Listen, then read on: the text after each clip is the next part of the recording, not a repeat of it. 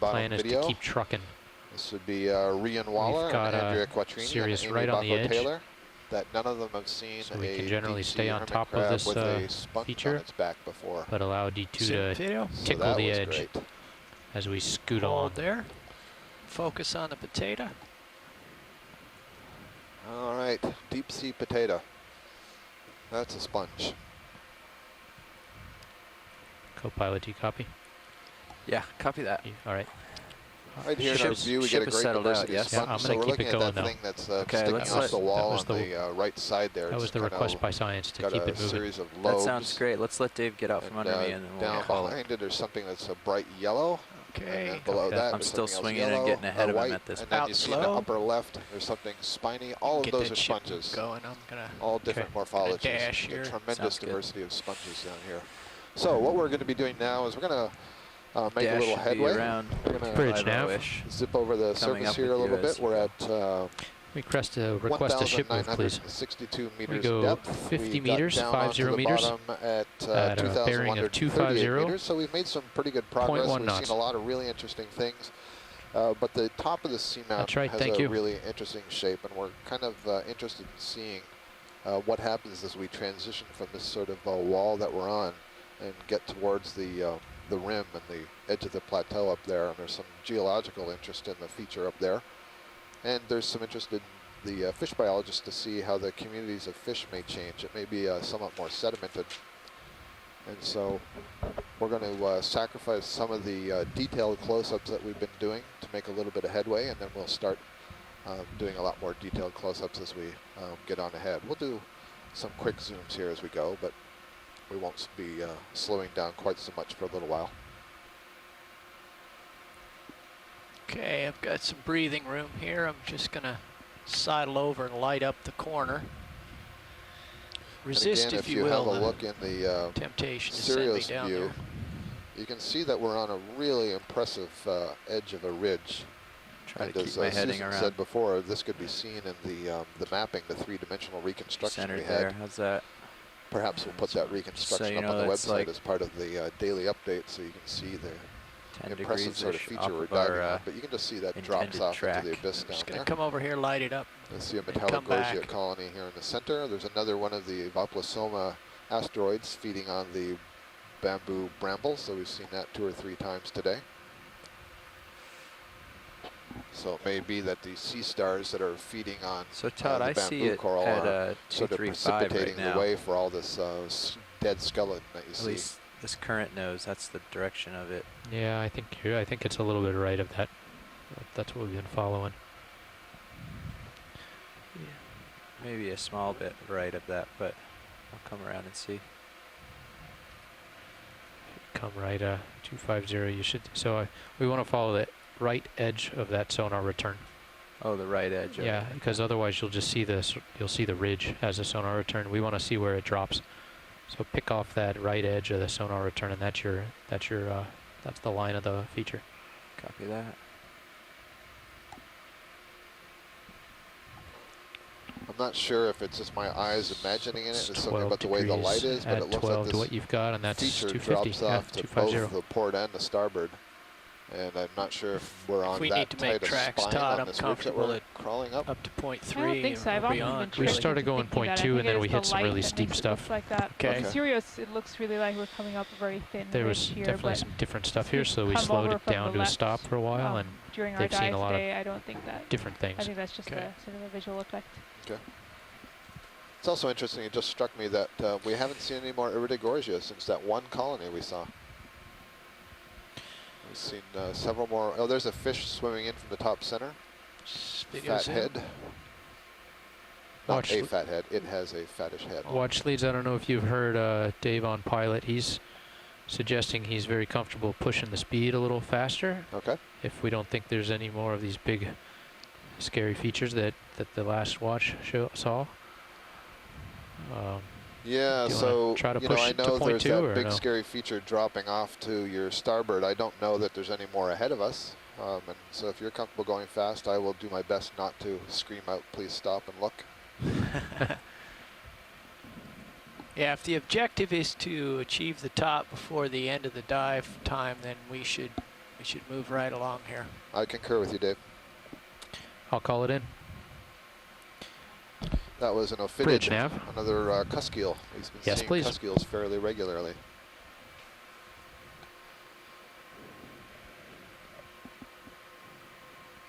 I'm going to step out here for a moment, so You're a Susan's good in ways out charge. there, Dave. All right. Yeah.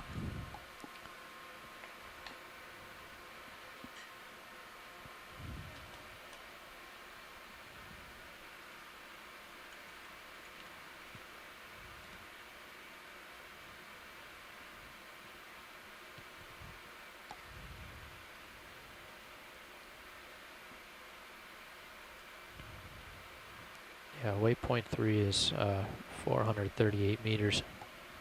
That's a long way to go.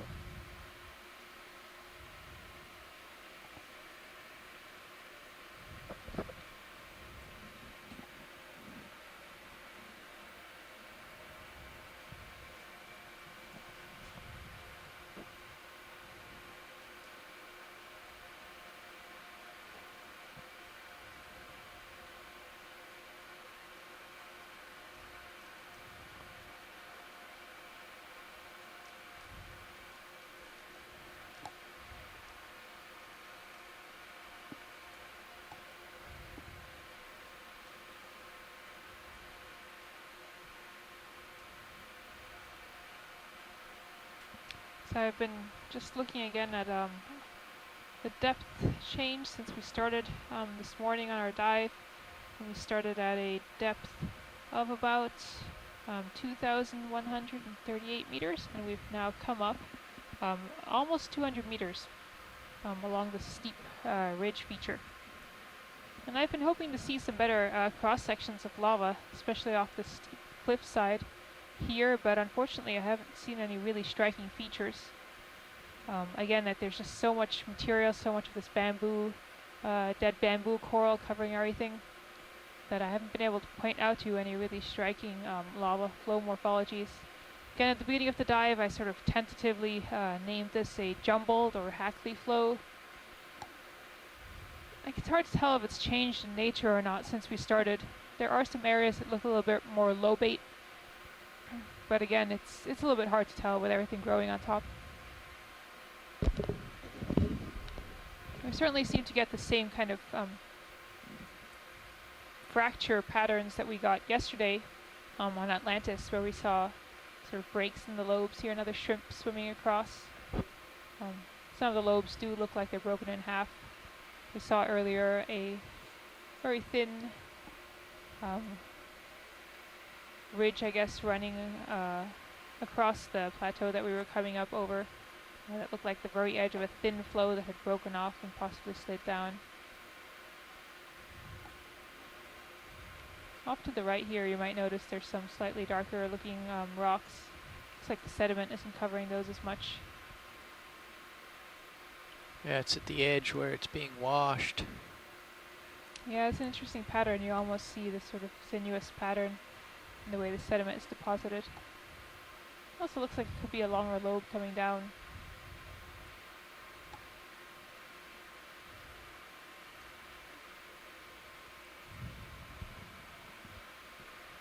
So our bigger goal for the rest of the time that we have here on the bottom is to kind of move along this ridge at a good speed and try to get actually to the top of the seamount. I'm not sure if we'll be able to do that or not. It's a fair distance away, but we were interested in seeing sort of the changes that in the biology and the geology as you move on to the summit. And this ridge that we're traveling along leads up into sort of an interesting channel feature that we've noticed on many of the seamounts in this area. And that channel appears to be formed when a large part of the seamount looks like it's actually slipping downwards and tilting slightly. This is very unusual. It looks, in geologic terms, to be what's termed a normal fault. That is when there's actually extension going on in an area. So you can imagine if you were pulling apart two sides of a large rock unit and it broke in the middle, and one side might slip down. You couldn't pull on those endlessly without the rock eventually breaking in the middle, and that's what you get when you get a fault. That's a sharp break in the rock. So you may all be familiar with the San Andreas fault. That's actually a strike slip fault that moves laterally, whereas a normal fault is a dip slip fault. That is, one part of the broken rock actually will dip and sort of slip downwards. And that's very interesting, again, a feature that I've seen on lots of these seamounts, that a large part of the seamount appears to be faulting downwards. We are, because it's pretty way out ahead here. Let's zoom and frame. It's gorgeous. We have this hexagonellid yellow sponge in the foreground, the glass sponge. We have the purple octocoral clavularia overgrowing some dead skeleton in the background, and then at the top of the skeleton we have those reddish pink brittle stars. We also have some yellow zoanthid in the background and the white glass sponge. Very attractive tableau. Bamboo coral in the foreground with another ophiuroid crawling on it. Is there something in that sponge? It looks like something with legs that's quite dark. Yeah. Okay, let's get a little more zoom.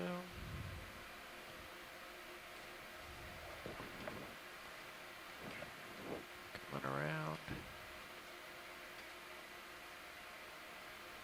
Uh-oh. There's one of those lophogasters I was talking about earlier. In fact, I was steering you wrong. I was comparing it to Euphausia. I didn't mean to. I was thinking of the genus Gnathophausia, which is a lophogaster. I think that's actually a skeleton that's poking up through this sponge. It's not, in fact, any living organism. Okay, a little more zoom now. That's good. Hold that. So that's a skeleton. I think there is a polychaete worm maybe on the top of the skeleton. But there's a skeleton protruding up through the sponge. The sponge is probably grown around it. It's a skeleton of some kind of coral that has manganese. I see two Galatheid crabs down here, one under the yellow sponge and one in the foreground of the purple clavularia. I'm also seeing a little gastropod shell over there just to the left of that yellow sponge. And we were noting earlier that the hermit crab, since it was not able to find a good gastropod shell, had put a piece of coral on its back. But I guess we haven't seen too many of those shells around, but that is one. And I can't tell if maybe there is a hermit crab in there. I'm sorry, I was typing, Susan. Where were you talking about? Just to the left of the yellow sponge, there's sort of a white shell. It looks like there's something orange next to it. That could be a hermit crab. Or it could be a little cup coral. Yep. Ship move complete. Thank you. Pilots, shall we keep it steady state? Yep. Keep and it you rolling. can see in the background Are we still happy with 250? The sort of the rose effect of the brittle stars climbing on the top outer edges of the colony. Fill the frame. Look like a bunch of flowers. It could actually maybe a little more like hold. 245. 245. Yeah. Yeah. Agreed. Bridge nav. Okay. We put in another move. Slide, 50 meters, 245 degrees, 0.1 knots.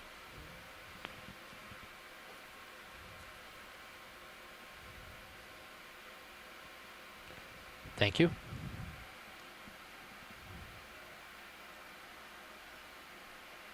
Interesting, almost looks like there's a little hole in the slope here.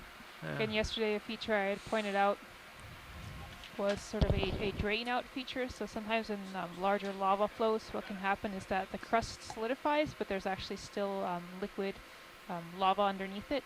And that can actually drain out, leaving behind a hole underneath that lava. That can also happen in pillows sometimes, pillow lavas, pillow lobes.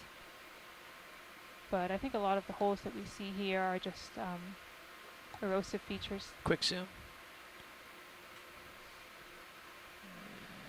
Okay, hold that. There's a hold fast here behind the sponge. Going up to Metallogorgia. Yeah. Beautiful.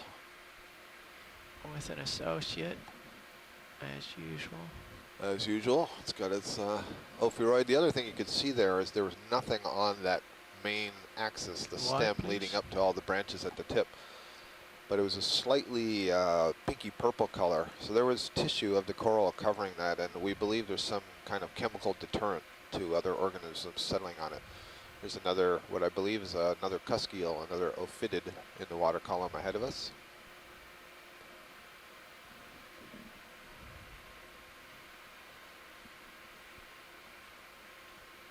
It's a little bit of a promontory here. Yes, we're interesting. Yeah, I see. So you're sort of pointed along the contour based on the high pack, and so I'm just going to that slide over drops off here, on that wall. light this up, and then we have to get back on course. Looks like a couple of Paragorgia colonies that are growing vertically off the face of that wall. They have their yellow zoanthids growing among the branches. Bubblegumma zoanthus, I believe it was called. I believe so, officially. That's right. We officially have to laugh every time we say it.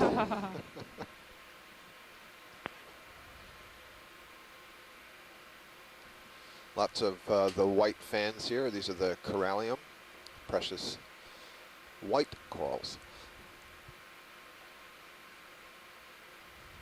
Pretty much everything that you're looking at is an octocoral. Have we found a the hard zoanthids turn belong to the hexacorallians. Those are the ones that are overgrowing the octocorals. And once in a while, we have seen a living cup coral. Not very many. Here.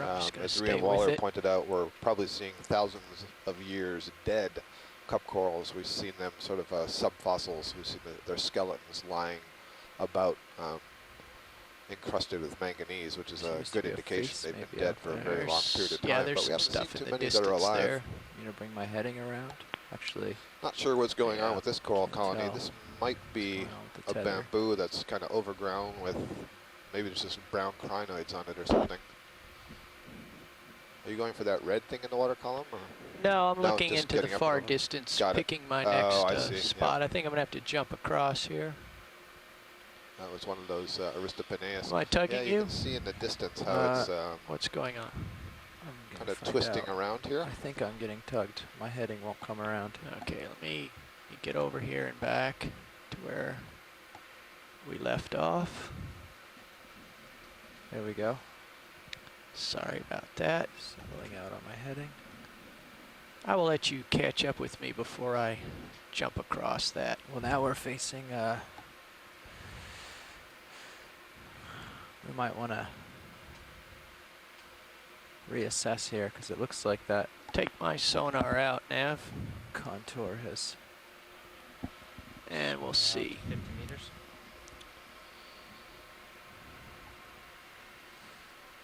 So as we move along here, actually I think I'd like to make a clarifying remark on something I said earlier. So I was talking about how there appears to be a normal fault still there. stretching across the it's seamount. just a little so it's a very large part of the in the seamount that ridge. We'll appears just to jump be across. slipping downwards and tilting backwards. Okay. And I made a comparison to the San So Andreas what's fault. our line of advance So the now? San Andreas fault is an active Currently I'm fault. facing That is, there's 230. still Our line of movement happening advance along is there because of 245. active tectonics in Okay. the Pacific. The faults that you see Well, here I are get over unlikely there. to be active. So we would not expect this to be a major earthquake zone. That faulting likely bring happened my in the head past, to again, 245 here. due to possible extensional tectonics that is pulling apart. So again, no earthquakes here. That's that ridge in But the the San distance. Andreas is another example of a We'll jump strike across. slip fault. And the faults we see here are So I'll probably come normal over, faults. get you over to 245. I lose it at this height, but Yeah, I've got it though. okay. Very interesting view in the Sirius camera again as the D2 is about to jump off this precipice.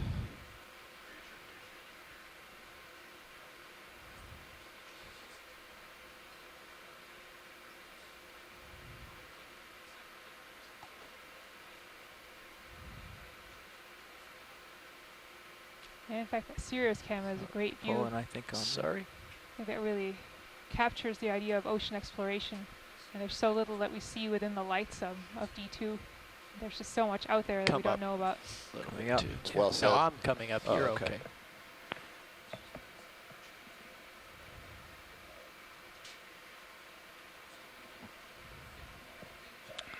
And then when I pick up, we'll come in obliquely on the continuation of the ridge here, and then I'll come up as needed when we get there.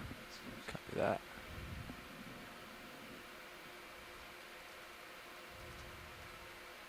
You guys okay if I hand this over to Dan, or do we need to have the ship do something in particular? No, we're gonna jump across a little divot in the ridge here. Okay. So there'll be a little bit of a blue water here, and then we'll pick it up. You can see it in my sonar here. Do we need to ooch in We might need towards to the south some? That's what I mean. Let me Yeah. We've only made about 20 out of that 50-meter move, so take my sonar out farther and let's see what's out there. Whether it comes back in front of me or whether we need to adjust our course more southerly. there's 50. There's 80. I don't know. I don't really believe 80 at 725 kilohertz, but there's 80. Well, if you get a return, you can believe it. Yeah. Okay. So my head is. Let me stabilize my head here. Bring it back to 255. I think the feature just turned. You gotta go back south a little bit. Well, Yeah. why don't I'm gonna tell the ship to stop, and then you guys can put in the next move to adjust. Okay. Okay. Yeah, I'm steadied up on 255. Bridge nav.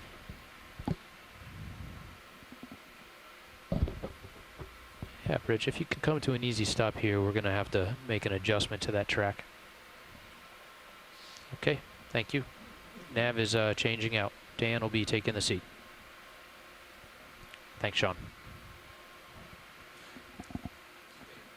So we may need to shift south to get you back on the ridge and then continue in the direction we were headed. Yeah, I think so. I'm gonna align myself. Pick a good track. Let's see, switch my sonar to low frequency.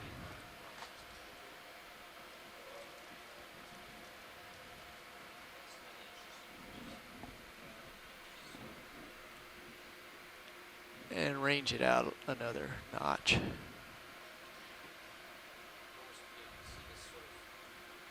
Yeah.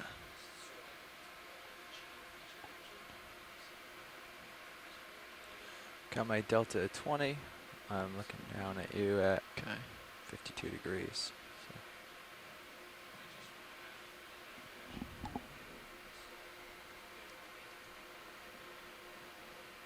Yeah, so here I am, right here, Yeah. the hook, and then it goes that away. So it's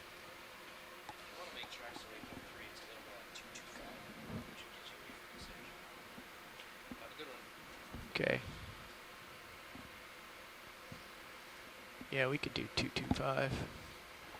what are you looking now? 246? Yeah, so 225 we could jump to here Yeah, and rise up on top of it as we need. yeah. Okay. So what's that? 230. Yeah, there you go. That looks. There's 225. So do we want to do a small hop, come up and find the top, or do you want to just Yeah. so like do 10 meters, acquire it, come up? No, we up need it, to or- do, that's 25 meters out. You need to do like a 30-meter move, get across there, Oh, okay. and then reassess.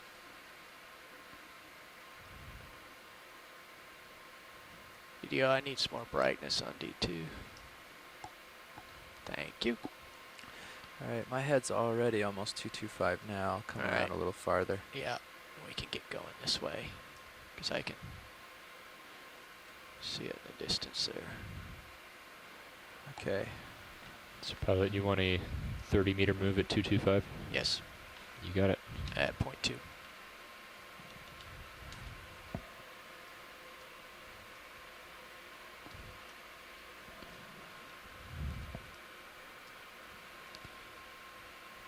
Bridge nav. Let me know when you Like want me to a bring ship in your, move, sonar. 30 meters at bearing 225 at 0.2 knots. Thanks. Interesting, Scott. This cliff is hooked around, and it's looking quite barren Yeah. around the corner here, Yeah, that's- relatively speaking. That's interesting, Dave. Yeah, relative to what we were just seeing a little bit farther on the wall. I'm not sure if where we were just before, or maybe that was, you know, bowed out and was creating an even greater current, both laterally and vertically.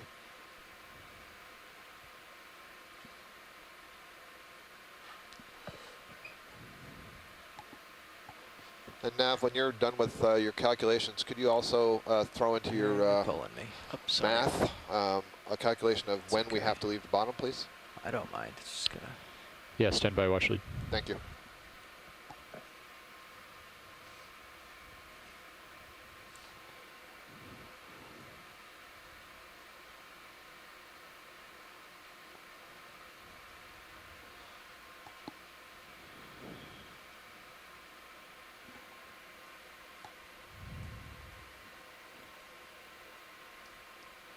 I'll get back where I belong. I was just puppying off to check out the rock.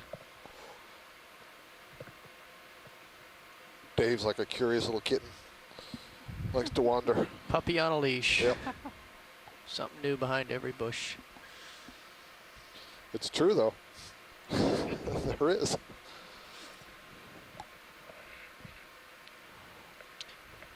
I'm going to start to come up a little bit to keep the corner in view.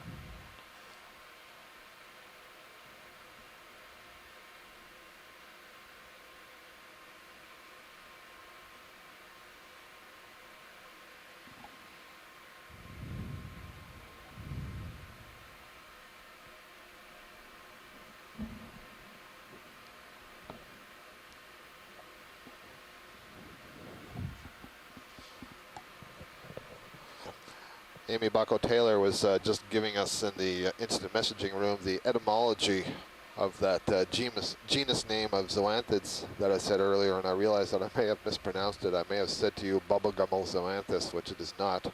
It is Bullagummi zoanthus, and she's quoting from the paper when it says that the name refers to the affinity of this zoanthid genus to bubblegum corals, with bulla and gummy being the Latin words for bubble and gum, respectively.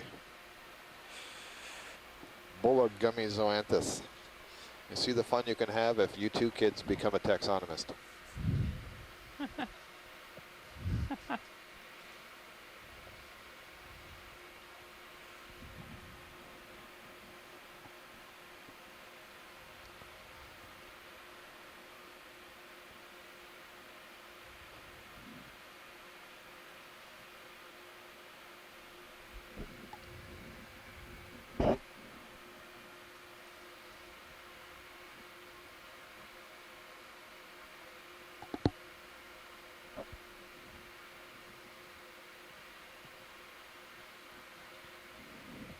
Coming up a little bit.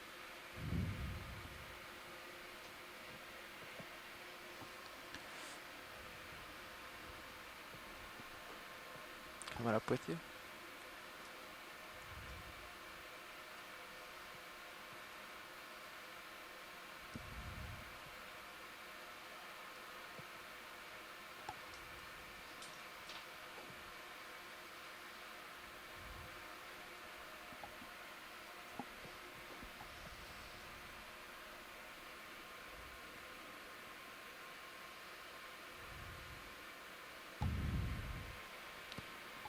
Watch lead, Nav. Nav, this is watch lead. Looks like we have about an hour and 25 minutes left on the bottom. An hour and 25 minutes. Copy that. Thank you.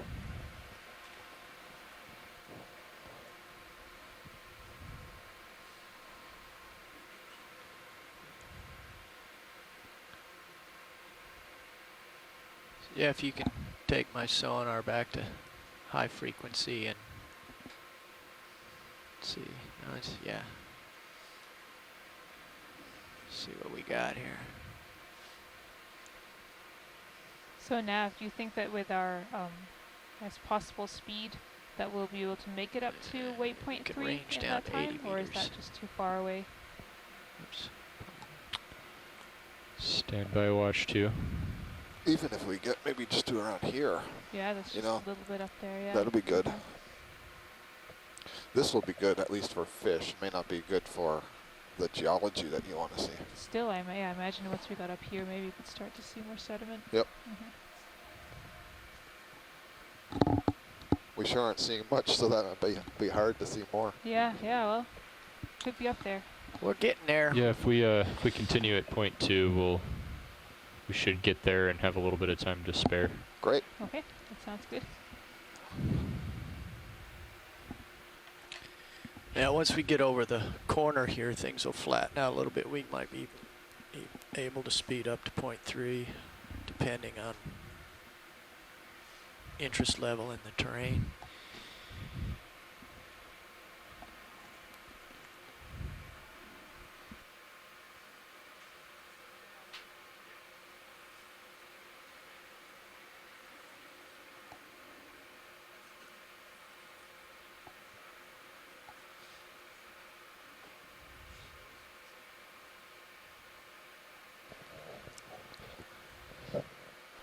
Our depth is 1,917 meters, and the temperature on the bottom is 4.01 degrees Celsius. And we're wondering if that's also the temperature in the control room. The air conditioning units run pretty well in here. We have a lot of electronic equipment, and the heat can very rapidly go up. So it's important for us to try to keep things cooled down. That is pretty effective today.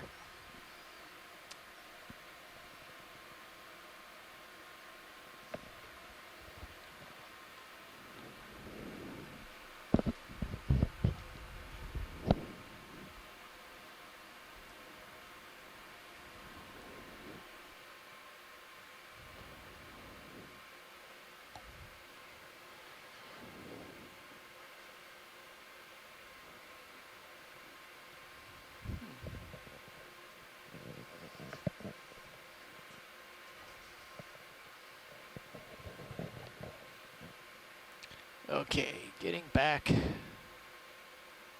our feet back on the ground, so to speak. Go bridge. Thanks. Pilot's ship move is complete. Let's carry it on. Another one. Yes. Should we just go ahead and dial it in for? Let's see what's reasonable here. Looks relatively shallow for the next 50 meters or so. Yeah, why don't you call in 50 meters at point 2. You got it. Which direction are you pushing that? We'll continue at 225. Okay, thanks. Bridge nav. I'd like to put in another 50 meters, continuing at 225, 0.2 knots. Might get a little tug. Sorry.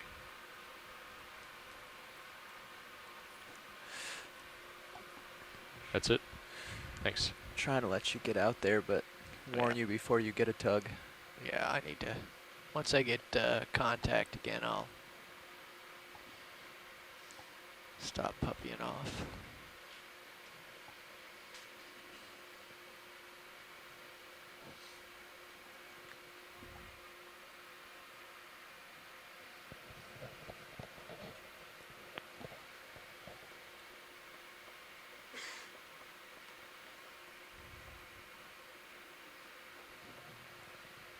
So the appearance has changed here. It seems flatter. I was just thinking the same myself. There's a lot less seams going on the surface. It looks like a lot of that brambly bamboo coral is gone now.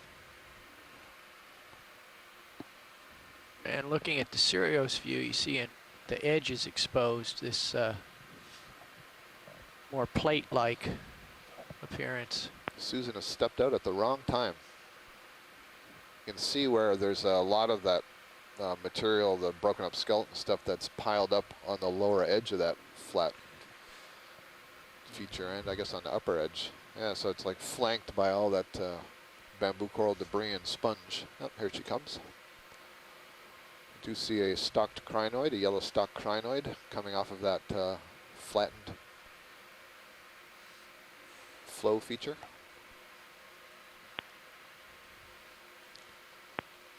Nice profile view of the Metallogorgia up there. You can see that long stem with the network of branches at the top.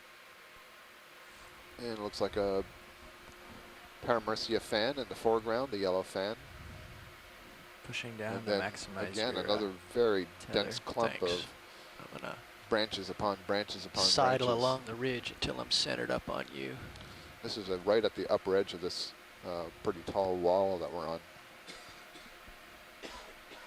Yeah, that was an interesting sort of flat lava flow feature there. Yeah. Probably some kind of a sheet flow.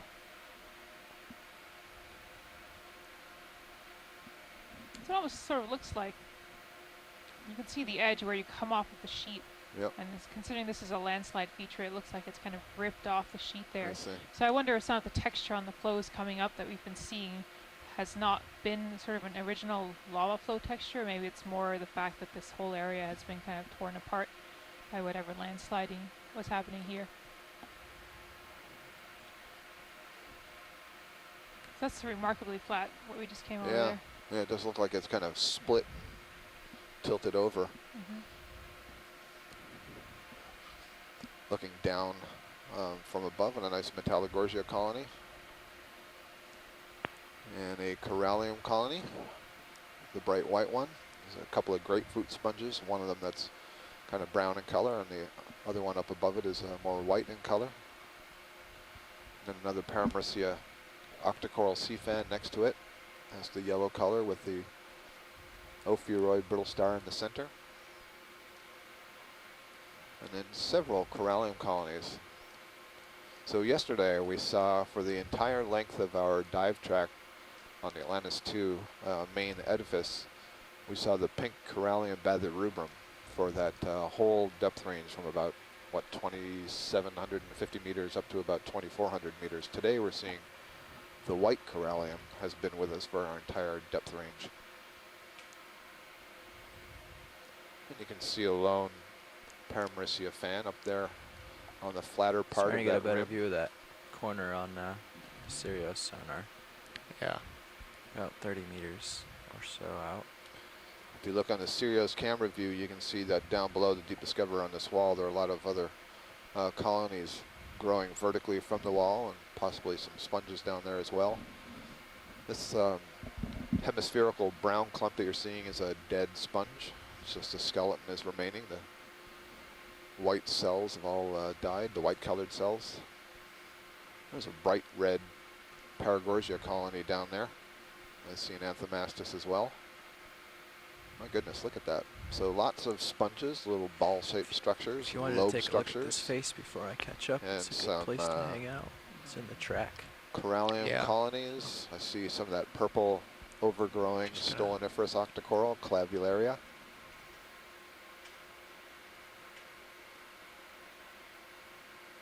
Wow, this is a good spot. Just goes and goes and goes. Sure does.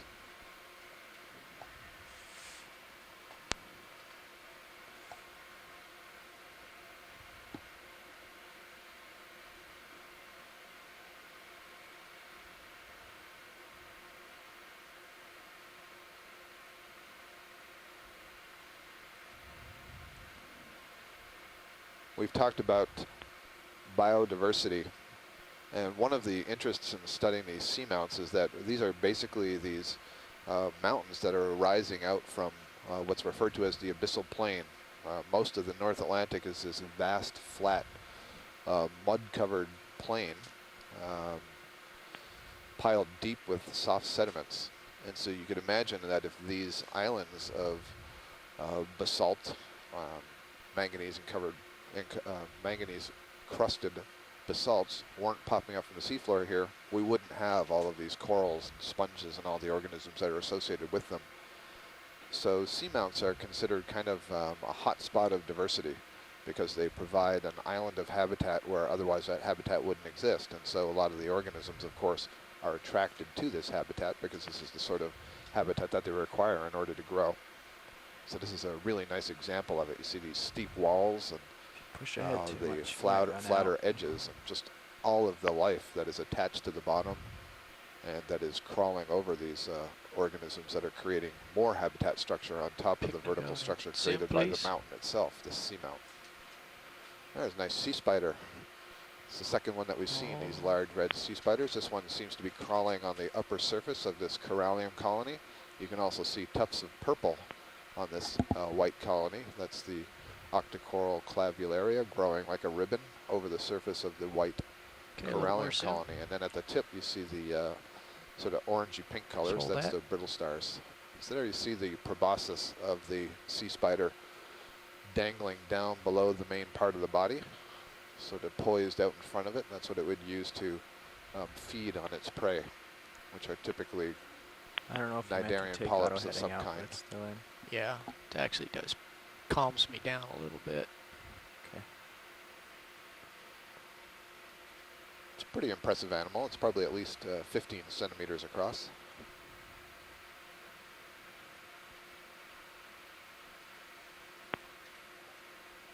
It's an interesting something pink below that sponge. It's weird looking.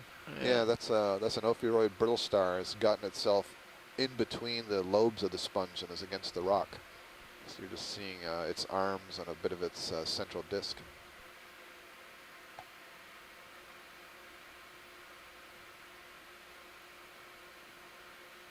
You can see the arms wafting in the water column there of some of those brittle stars in the upper edge of the colony.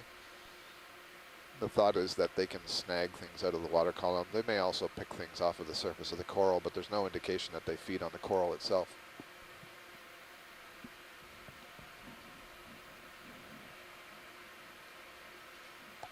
Okay, wide, please.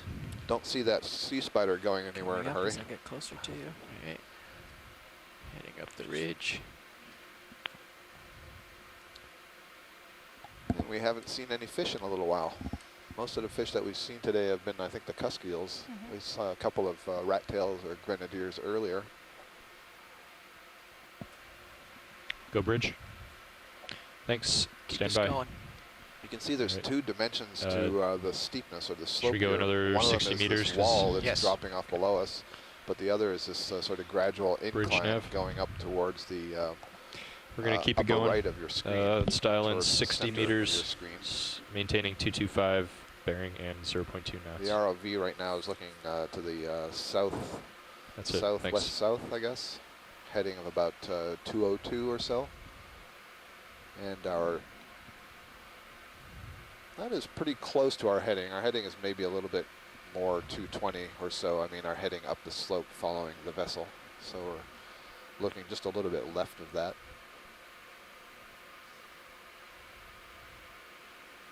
Just trying to stay close to the edge of this feature so we always know where it is, keep it in view, and gives us a chance to look at all the life that's growing on the wall. We will eventually leave the edge because it heads west and we need to get southwest, but for now it's convenient. Gotcha. And if after this move we pick it up to 0.3 knots, that'll give us an extra 20 minutes at waypoint 3. Sounds good. That sounds good. So Dave, I guess when we leave the edge, we'll actually be going onto the flat part, right? Not out into the water. Correct. Yep. Okay, great. Yeah, so what we noticed from below, and you can still see it here, is there are different kinds of corals, some different kinds of corals that are growing off of the vertical face of this wall as opposed to the flatter slope. And that slope is still inclined, of course, but it's not the precipitous drop that you see on the wall. And we're still seeing occasional unbranched bamboo whips, these tall whips that are a good 2 to 2.5 meters tall. Up on a real spine see 3 of them here. in the distance there. Something really long over there. Yeah. Another one of those sort of pincushion sponges that we were saying are similar in morphology anyway to the polymastus sponges that we see in more shallow areas in the Gulf of Maine.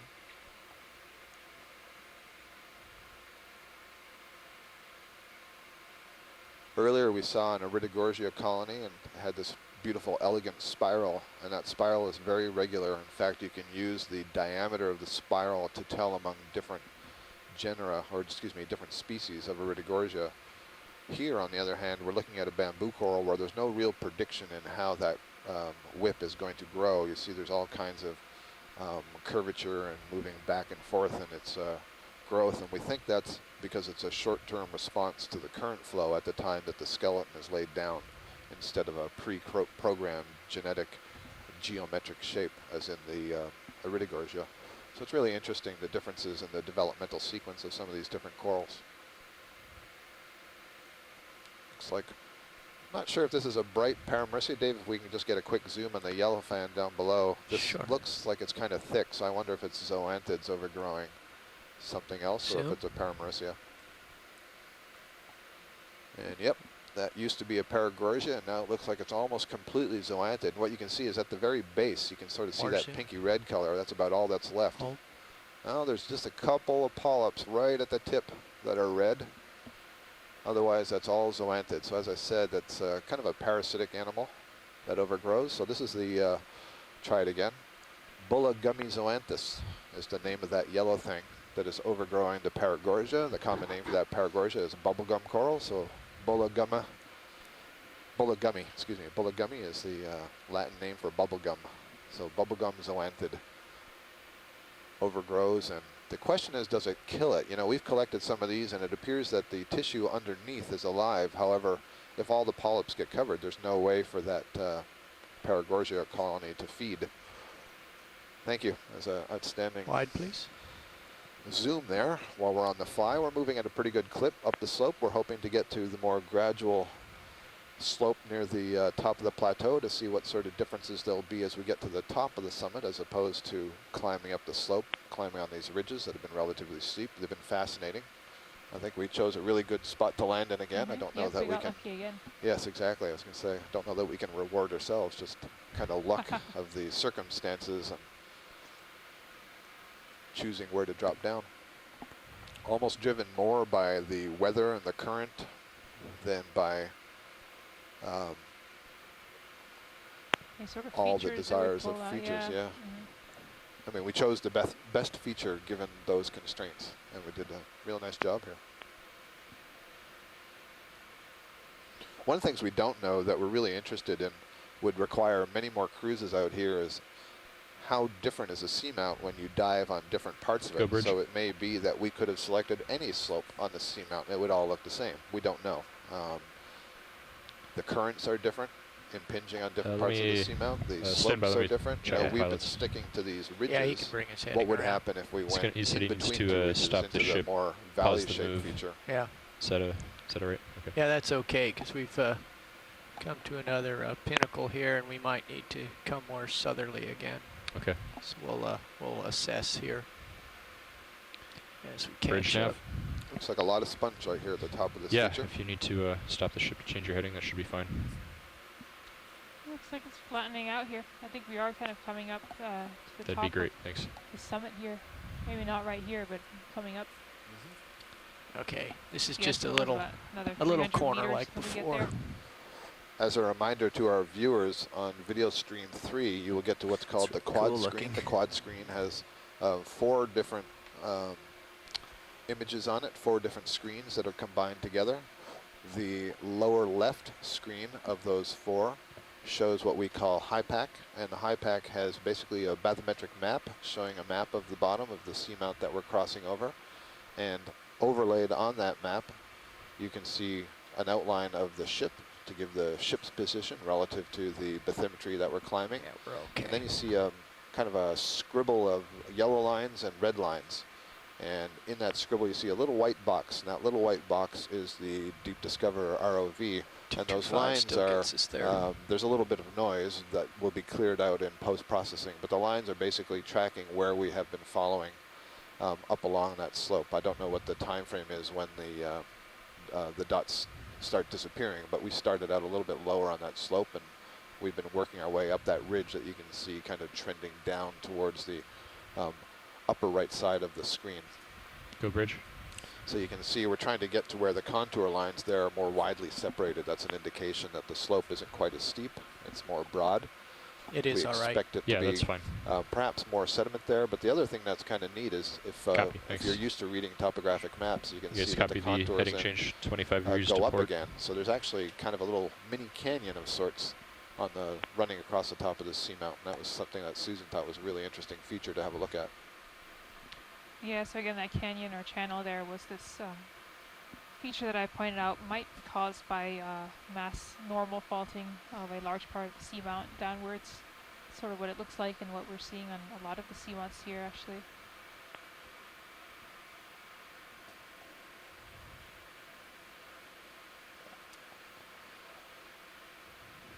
That's a very pretty looking tableau again. Got a bunch of these glass sponges. The shapes are just so pleasant to look at. Nice architecture there, and you can see in the background one of these bamboo corals, Lepidopsis. Actually, that might be a different bamboo coral that just came into view on the right side of the screen. So if this is appropriate, maybe we could get a zoom on that. We can. Thank you. Let's come on in, video. Slowly, hang on, maneuvering. Yeah, I don't think we've seen this one today.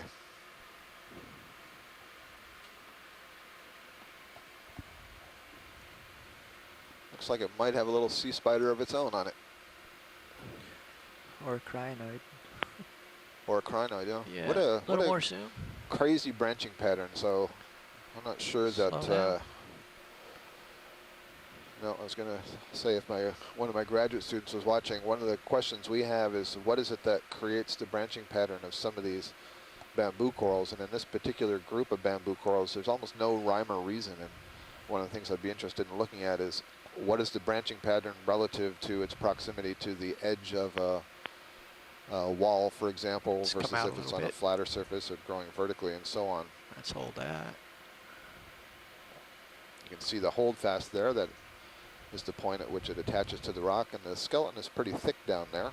So this seems to be a pretty good aged colony. Just off to its right on the rock, there's either a hermit crab or a snail. I bet it's a hermit crab because I think I saw something bright red sticking out of it, which is probably a leg. Yes. Interesting shell, though. It almost looks like a colorful shell, which is not what I would expect to see down here.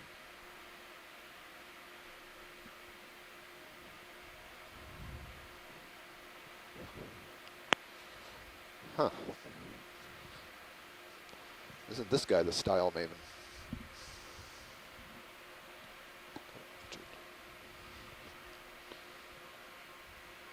Okay, wide, please.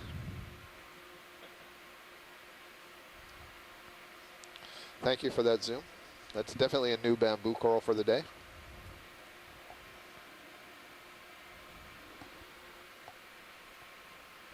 Go bridge. Yeah.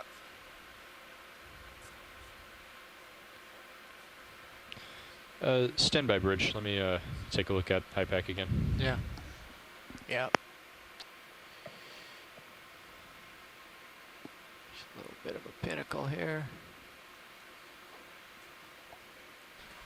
This terrain has been really cool. So pilots, do we want to maintain the 225 heading? That'll put us just above waypoint 3. Yep, we do. And should I go ahead and dial in the whole move? Yep. At point 3? Point 2 for now and speed it up later? Point 2 for now and speed it up later. Copy.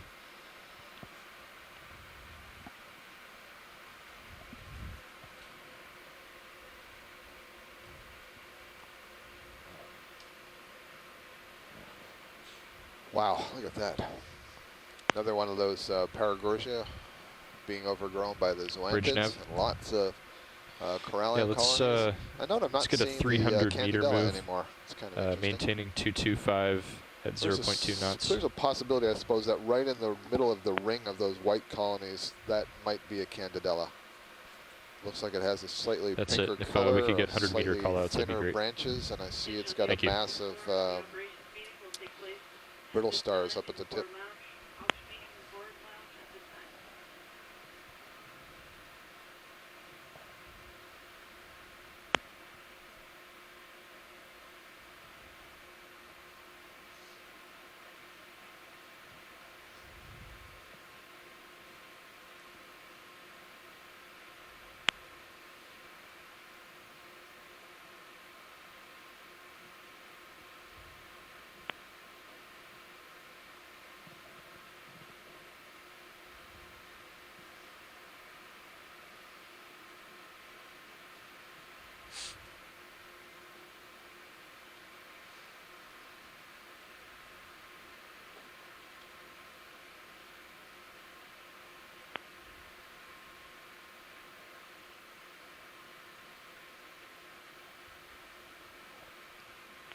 kind of funny how on some of these colonies we see all kinds of brittle stars hanging off at the edge. Here you see none, but I think there's a squat lobster.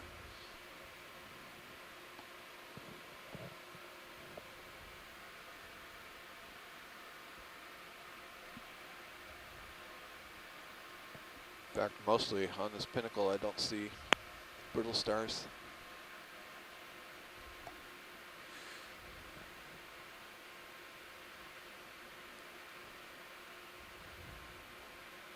Got up a little high as you swung around that, so I'm coming back down a little for you.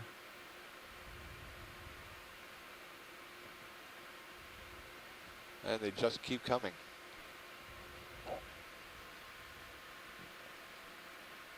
Jumping up. Copy that.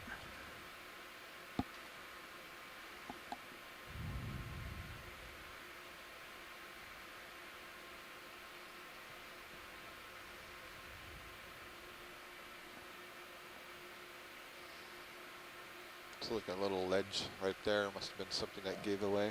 A little bit on the left. Yeah, looks again like that flat plate. Maybe when we move left, we'll come onto it. Yeah, and look behind it. I don't see anything on the flat part.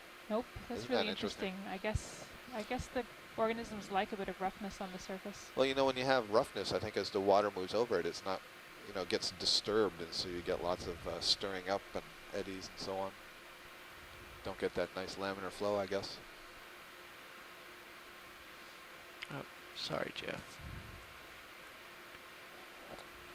I think there's another Candidella there next to that big brown sponge skeleton.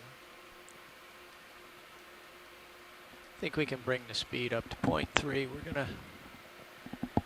gonna be leaving this edge now, I think, and make some time. That was some real nice flying, Dave. Thanks for those views. Oh, yeah, you're welcome. It's fun. Science, are you guys happy with bumping up the speed to 0.3? We certainly are. Thank you. Bridge nav. Can we please increase our speed to 0.3 knots? Thank you. So as a reminder to those of you who've been following us for a while, or to let you know if you've just joined us, we are operating a system which is basically a pair of vehicles that are in the water. I saw them getting blown out. One of those, the Sirius camera sled, is attached by a cable to the ship, the Okeanos Explorer. This is there's a winch with a very long cable, Let me know if you want it back on. cable. And that cable is paid out probably a good 1,900 meters at least right now. We're at a depth of 1,884 meters. So the Sirius camera sled essentially is dangling from the vessel, and it has thrusters on it so it can alter its heading, but ultimately it's controlled by the pull of the ship at the surface. And then some, let's see that mid-water thing, distance? Jared? About 15 meters. 15 meters below that sled. Yeah, hold that. Is the Deep Discoverer ROV. So let me get back to you a second on that. This, I imagine, is a larvation house, but I think there might be an amphipod on the inside of it that has taken it over. Excuse me. me. Hard to tell. So a larvation is an organism. It looks a little bit like a mini tadpole, but it's an invertebrate, and it's able to build itself a gelatinous house. It's called a house. It's basically a series of filters that it uses to filter organic particles out of the water column. Thanks. But then it will periodically reject those houses, and amphipods may become associated with them. I suppose the other possibility, and this may be more realistic, is that it was a salp house that had, or a salp body that had an amphipod associated with it, but a little hard to tell from that distance. So I was saying about 15 to 18 meters below the Sirius ROV is the Deep Discoverer, and it's on its own tether, and it has thrusters so it can drive around in a radius of approximately 30 meters or so. So as you're looking at your main feed at all the glorious corals we're seeing and this very impressive topography, the pilots, of course, have to be mindful that the tether doesn't get wrapped around some of these steep pinnacles and overhangs. So, And that would bring basically the whole system to a halt. Hey, Good Scott, eye. Yeah, there we go. Good eye. Peter, I didn't even know you were still with us. Just kidding. Indication of how few fish there's been. That might have been a little hydrocoral there just below that fish.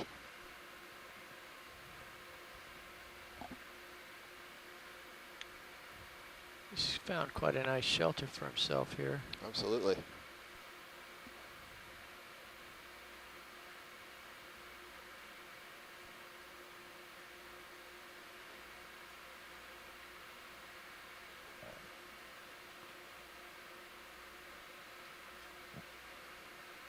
Come on out.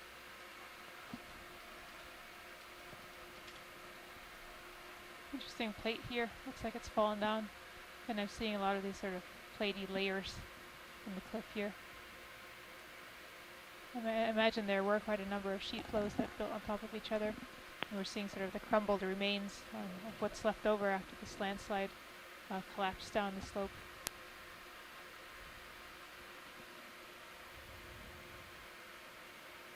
Peter, he knows you're watching, and he's being coy. Here it comes. A little bit more zoom. That's good, thank you.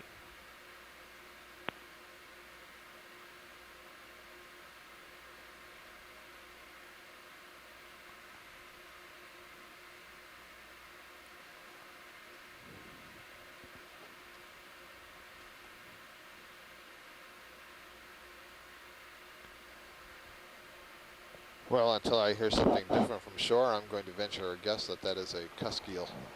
This is another cusk eel. Wide, please. And the interesting thing is that for many of these, we're seeing them alive for the very first time on these dives and on these cruises.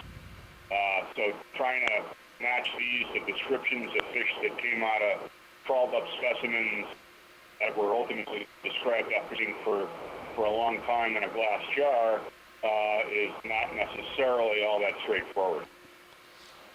We'll keep it a cusk eel right now. Sounds good. I completely understand the problem, Peter.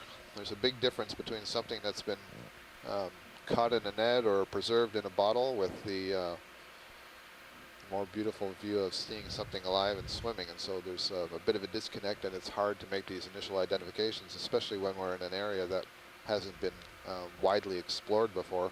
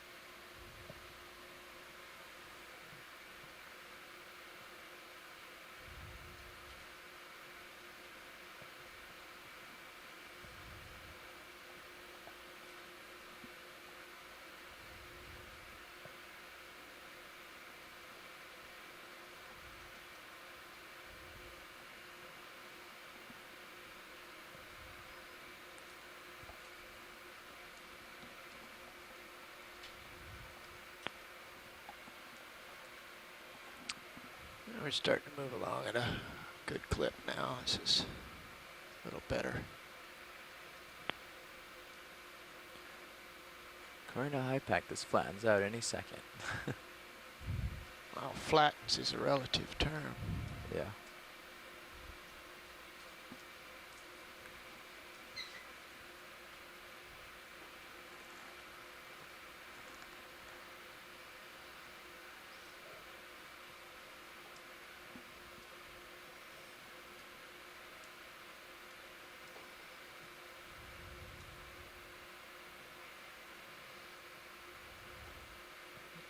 Just about out there at the end.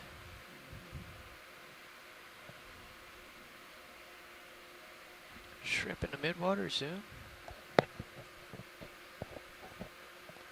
This looks like Aristopenaeus. Has those beautiful rowing motions of the pleopods or swimmerets that are underneath the abdomen. The abdomen is that fleshy part that we so enjoy when we're eating crawfish or lobster or shrimp.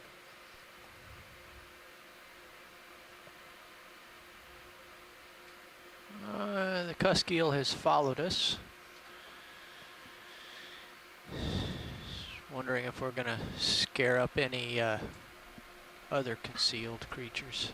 What do they eat? Well, we probably don't know specifically what this species eats, but we'll see if Peter has something to say. I put together some notes, but I have nothing on the diet of a cusk eel in my notes. So let's see if, Peter, do you know anything about the diet of any of the ophidiids that are a little bit more well known?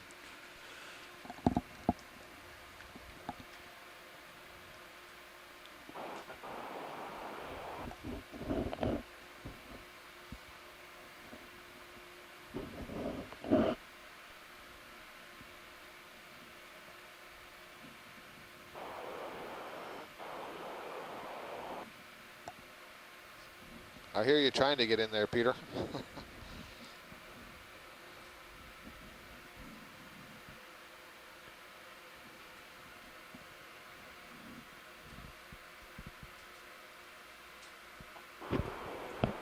Go bridge.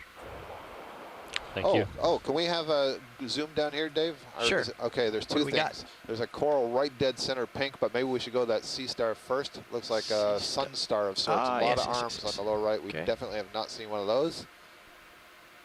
And Peter, if you don't get on the phone soon, I can predict who will.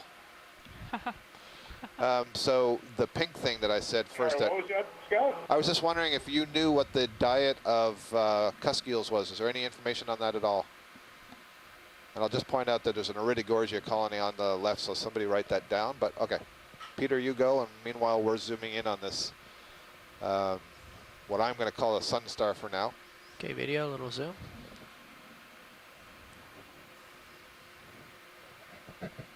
Let's hold there. Very nice.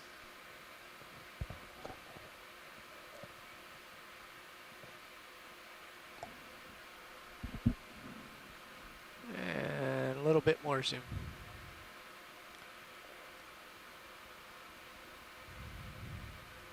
Hold there. So this is an asteroid. It's basically a sea star. It has more arms than you would typically see. And I'm trying to call up some notes here. I believe they call these, certainly the ones I know in shallow water are sun stars. I'm not sure if it's the same in these deep sea groups. You can see the tube feet very clearly underneath the arms there, on the at least on the left side and the lower right side. These things move around using the tube feet that are in the grooves underneath the arms. And you can think of the tube feet as a series of little soldiers that are sort of marching along and sort of carrying the body of the sea star above it.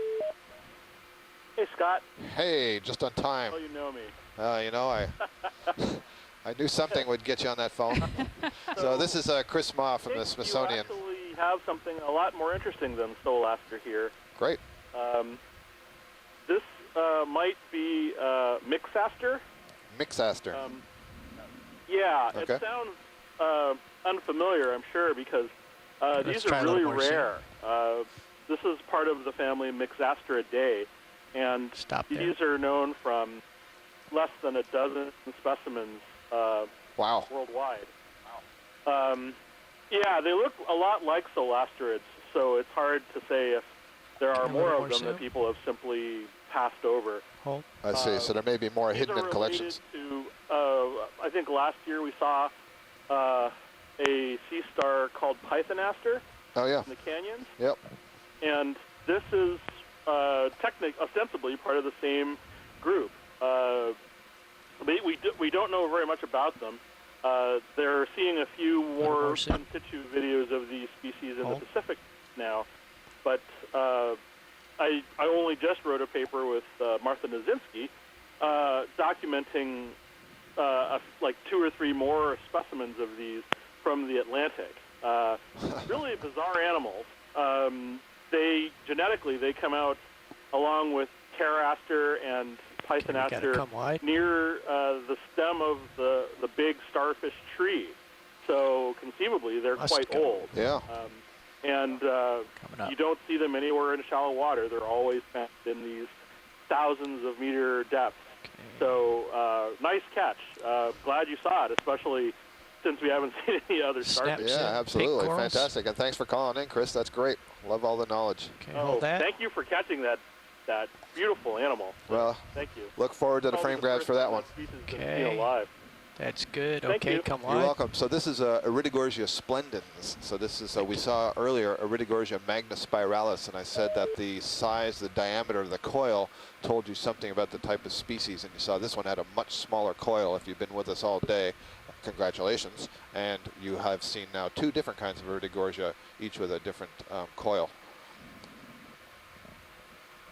I can't imagine how you would tune out if you started with us early today, because we've been seeing some fantastic stuff.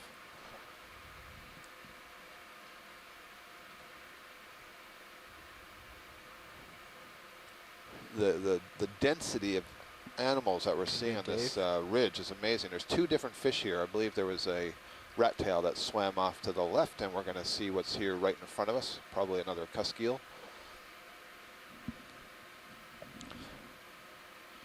Peter, earlier. There goes a halosaur to the left, and then this cusk eel. Thank you. So a halosaurus swam out of view on the left, and a cusk eel here. So Peter, I don't know if you heard the question before. The question was, do you know, or do we know, does science know anything about the diets of cusk eels?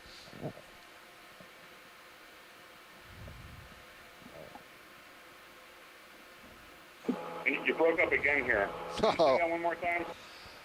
Yeah, do we know anything about the diet of the cusk eel? Roger that. I mean, in general, the ophidiids have each species specializes in only a couple of types of prey. Not from a huge number of studies, but one species might prey on copepods and polychaetes, and another on isopods. And it's unclear whether that's, well, I guess it's unclear whether that's reflective of specialization or they happen to feed on a particular type of prey available. Then that's when they get sampled. Right. They're mostly benthic. Need some brightness. Okay. Thank you. So yeah, Peter says that there's some variation. No, it isn't actually. It's exactly what I wanted to know. Peter says that there's some specialization in the diet among the different species of cusk eel. Most of them are benthics that are associated with the bottom. He knows of some that specialize in things like copepods and in things like polychaete worms. The problem, the caveat there is that there hasn't been all that much sampling of these to know what the diets are, and it may be that rather than be specialists on those sorts of prey, instead it's a reflection of essentially what they've been opportunistically eating in the short time interval before they were captured and studied. One of the sort of cardinal rules about science is you need a good sample size. You need to be able to look at a lot of material in order to get a good mean, get a good average, and sort of weed out the variation and the extraneous points.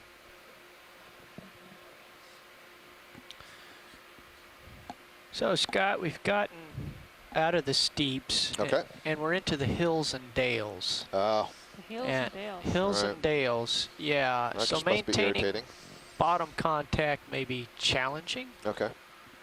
And I'm going to get with Nav here in a minute and see how we should deal with this. Very good. We'll stand by. This is an interesting little hill here, and I can't really tell what's going on here in terms of lava. Looks again like an erosional feature.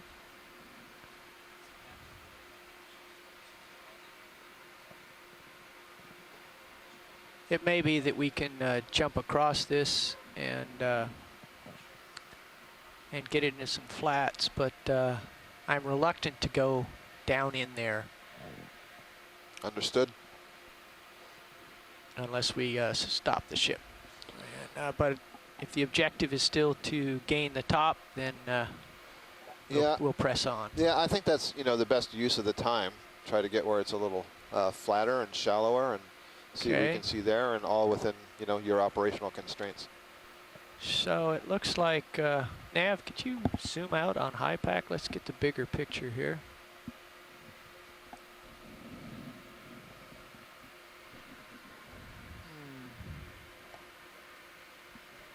May not. We are kind of coming out onto the top of the Seamount, isn't it? Yeah, come out just a little bit more.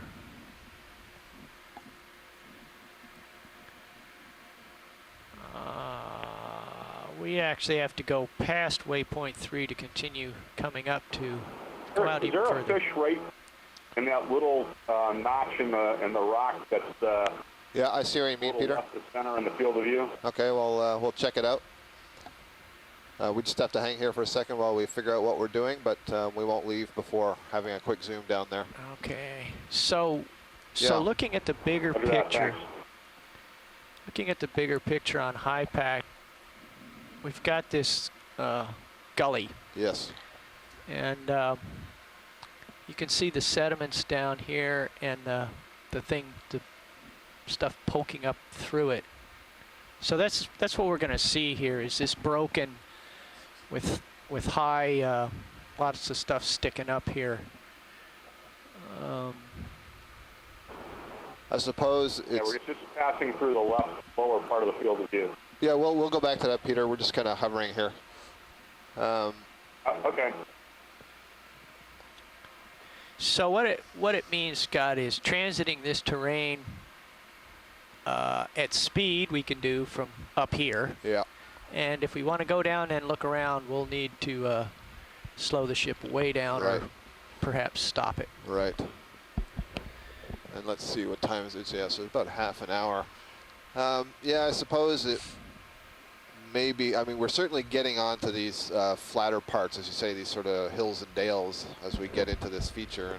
And, you know, Susan, I don't know how critical is it for you to be in here versus along here, and that's going to make a difference if we're going to go fast or we're going to go to slower speed. Any thought? I guess I'm liking the location of waypoint 3. I mean, okay. We won't get right into the channel or the little, I guess, gully there, but I guess I am interested. I don't know. It's possible there could be different flows up there or more sediment. So could maybe also stay just like it is like right now. Get to waypoint 3 and stop? Yeah. Can we do that at point 3, Av? Yeah, we'll make it. Okay. So sometimes I'll be able to go down in here and look at stuff, and other times I'm going to choose not to. Copy that. So, did you hear Peter was hoping to look below those sponges? There's a little cave, yeah, just off the lower left of the screen. Yeah. There might be a fish that's tucked up in a little cave on the lower side of that. We just had a view as you were maneuvering, and it either moved or I was hallucinating before. Okay. Well, we're going to check your hallucination here. I think, Peter, what it is there's a stalk that's coming off of the rock that's casting a shadow, perhaps. Yeah, because there's not actually a little cave there. It's a little sediment pile. Yeah. Yeah, so it's actually, Dave's on the left side of this feature, and it's not actually a cave. So I think we're okay. It's a dead stalk of some kind. Since I'm down here, Susan, I'm going to give you a little scrape. We'll see if we can reveal what the sediment looks like here. So yeah, is this sediment? It's so neat. It's so black. Got a lot of black pebbles on it. Yeah, but you can see, I guess, places where it's been overturned or.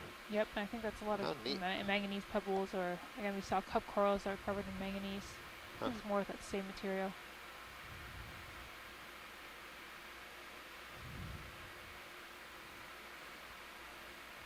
Well, I'd hardly see a scratch at all. Oh, is that the scratch there yet? Just a little bit. We're gonna. I was looking in the second screen up there and downward. There. It's like hardly anything disrupted. Yeah, it's like it's there's sitting. A slope above you. Larger Yeah, bases sitting on top, so I guess we'd really have to push them off. There we go. Yeah. There we go. Yeah, it's lighter underneath. Sand. Huh, how about that? Doesn't exactly surprise like we me. saw on, I believe, the tree road when we went over those. Coming up fast. That large sandy area. Plenty of room. I have a delta of 30. You can see how light it is from his blast down in the Sirius view. Got some more lava lobes ahead of us. Slightly more bulbous features there. This could be pillows there, actually. It's pretty nice. Yeah, actually, I don't know if we're moving over this, if we can get a view of what's directly ahead of us. Some of the rock forms that seem to be tumbling down that slope.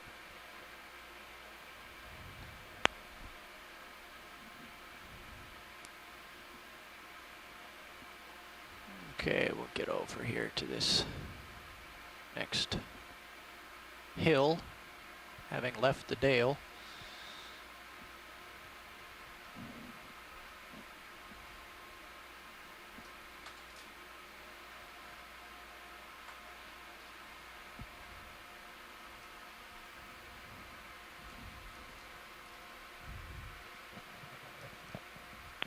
Science, did we want to try to hit waypoint 3 or just look around that area? It doesn't have to be right on waypoint 3, but that general area, yes, is where we would like to go. Okay. We're trying to, I guess, get towards the center of that trough. Is that the idea? Yeah, that's the idea. Thank you. Go bridge. Not a problem, thanks. So very cool, you see all these sediments around, and then we see these lobes of rocks sticking out of the sediments. That's where all the sessile organisms are settling, and you know, that's perfectly a microcosm for what a seamount is in the abyssal plain. Yeah, we're gonna have to dial just on a much larger scale. Yeah, just keep us moving there at point 3, and then stop us when we. Might be a candidella there. It's really pink next to the left of the white one. There's globo sponge and 2 different kinds of bamboo corals, that unbranched whip that's sticking up, and then just behind it and to the right of the coral is the branching form that we stopped earlier and imaged. So after I see this 1, 2, move, 3, 4, 5 Metallogorgia colonies right here. 210, yes. Moving at point 3. Okay.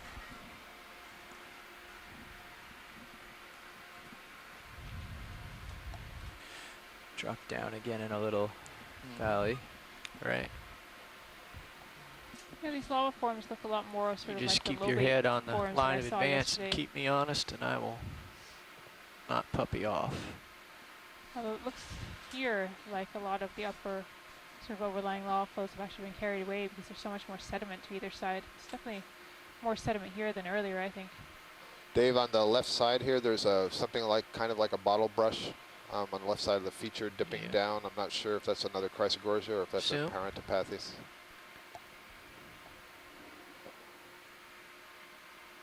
Very good, thanks. That's another Chrysogorgia. So we've seen several of those today. You can see how tightly, almost looks intertwined the branches there. It's got 1, 2, 3, 4, 5 ophiuroid brittle stars climbing up in its branches.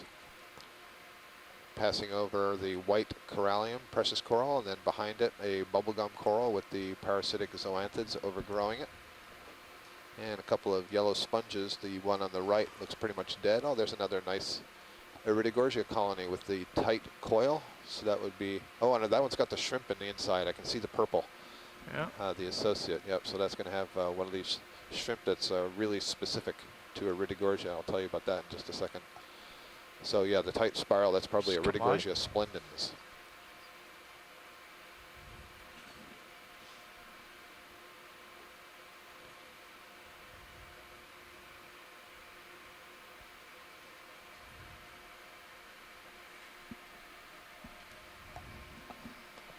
So we didn't get a close look of it, but I could see inside the coil of that Iridogorgia, there's sort of a pink and a purplish color, and that was probably a decapod shrimp. It goes by the mouthful of a name, Bathypalaemonella ceratopalma. Tether cam looks and what's really interesting is that shrimp associates with corals, specifically Iridogorgia corals and Chrysogorgia corals, and especially females. So there's been some collections. Les Watling has written a paper, and they collected 16 specimens. They're only found on those 2 kinds of corals that I told you. Of the 16 specimens they collected, all but 2 were female, and all of the females were carrying eggs. So it appears that the shrimp preferentially use these corals to hang out on, especially when they have eggs. And in another kind of anecdote story, we were doing a dive in Little Abaco Canyon, which is down near the Bahamas. And we had collected the top of an Iridogorgia colony, and it had one of those shrimp in it. So we just clipped the top of the colony, and the shrimp flew off. We happened to have a sampler with us that the ROV pilots decided they wanted to try to catch this shrimp. So we went motoring after the shrimp that's swimming through the water, and of course we did not catch the shrimp. But we chased it a good 30 meters away from the colony. So we recovered the vehicle, and we actually dove on the same spot 3 hours later. We landed and saw that colony again where we had sampled, and sure enough, that shrimp was back on that same coral, despite that there were other species of coral in the area. So we can't guarantee that it was the same individual, but it sure seems like it. So it seems like there's a pretty tight association between that shrimp and the Iridogorgia. Really interesting story. And that leads to a lot of other questions about how is it that the shrimp finds that coral, and what is the protection that the coral is offering it. And these little flowering bushes here are probably, well, actually it's Candidella or it's Corallium, but all those little orange spots that you're seeing are brittle stars coiled up in the arms of that coral. I think that second coral has most of the living tissue is gone, just bare skeleton. Very interesting. There's a feather-like Bathypathes black coral, and you can see in the distance a couple of Metallogorgia colonies sticking up in the water column. You know, it's kind of an interesting little mound that we came over. Looked like it was almost sliced in half. Interesting that the lava would mound up there. Could either be underlying terrain, or perhaps there was, you know, a source of magma there. Check out the Sirius view, Susan. You can see that there's lots of these different little mounds surrounded by sediment. They all seem to be poking up. For those of you at home, if you want to look at the Sirius view, it's stream number 2. Much more sediment. The main here. feed is stream number 1. There's another Iridogorgia splendens. So I wonder if we've moved up into a depth zone now where these Iridogorgia colonies are more common.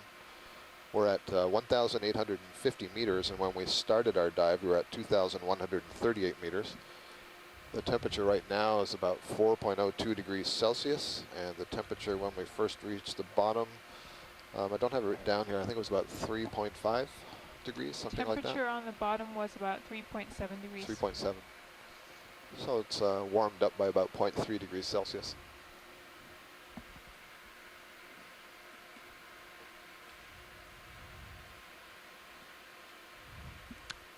Little drop off here, little edge. It's quite populated with. Yeah, you can see that in the Sirius camera. It looks like there may be another plateau under it. Another edge of a lava flow. So again, it seems that suspension-feeding organisms prefer edges.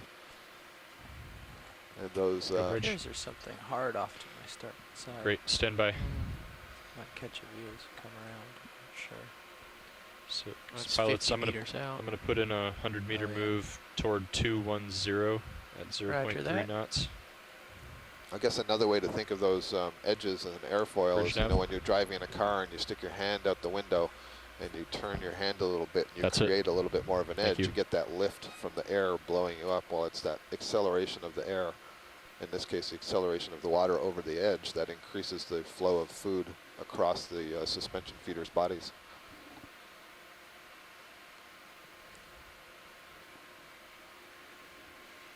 Interesting edge of the lava flow here. You can see how these plates have broken off and kind of tumbled down. Yeah, it's like something gave out underneath it and it just kind of collapsed. That's interesting also, there's so much sediment. Another black coral there on the left side, just going off the screen, a Bathypathes. These Bathypathes colonies here are quite wide, pretty big. So this affects our bailout scenario, because what you're seeing is the north side of this little wash canyon that we're in. So if the ship was to lose DP, we'd need to get up pretty quick. Toward the east, out of the canyon? Well, east if we're in control, and if we're out of control, we're going to go north, and it's just up to us to get up. So what is the highest terrain north of us? Let's see.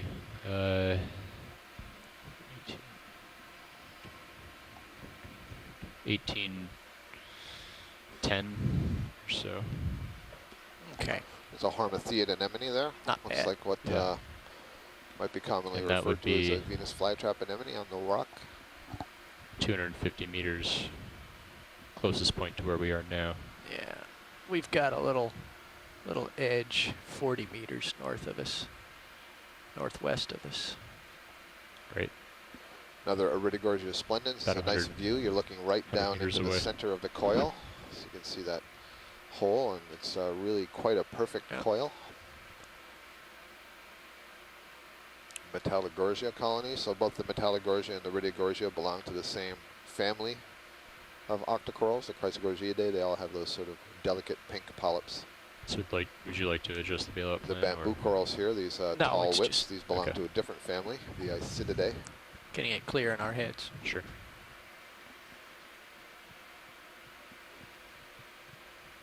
See the edge of another lava flow ahead of us. Looks like it's slightly darker. It's like a large Storopathes black coral, that big orangey bush that just passed off to the left. What is this rather pale? I think that's a Telepathes black coral. It's got something on it, maybe crabs. This would be the kind of coral that you would expect to see some little squat lobsters on. So that's quite likely what we might find.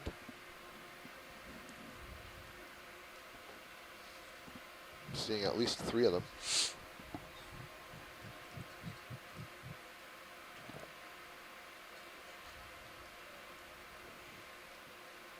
It's like bigger patches of sediment now.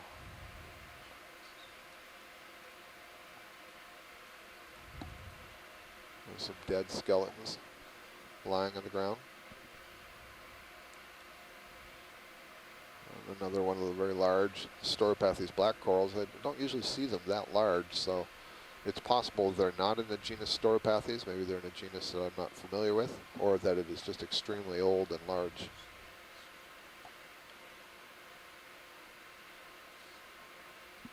It looks like we might be coming out onto a sedimented bottom of this little sort of canyon feature here. Looks like we're going to dip down into it. We're coming down off the rock. It'll be interesting to see if this continues further on. Starting to see sand waves. Yep, sand waves. This is interesting. Exactly what I guess I would expect to see up here. If you think about sediment being sort of funneled down from both sides.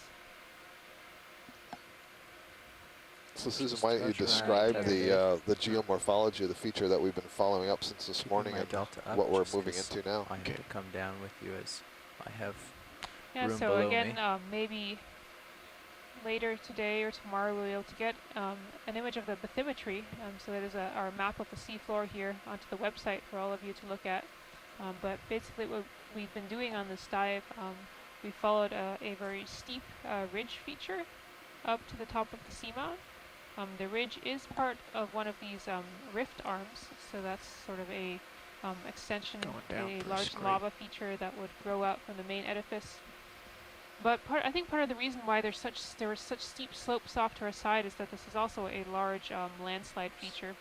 Possibly a large part of the seamount actually collapsed and broke off here. So we kind of came up that ridge with that steep landslide drop off to the right. Would you like to poke it? And now we're coming up onto this sort of narrow canyon feature that's at the top.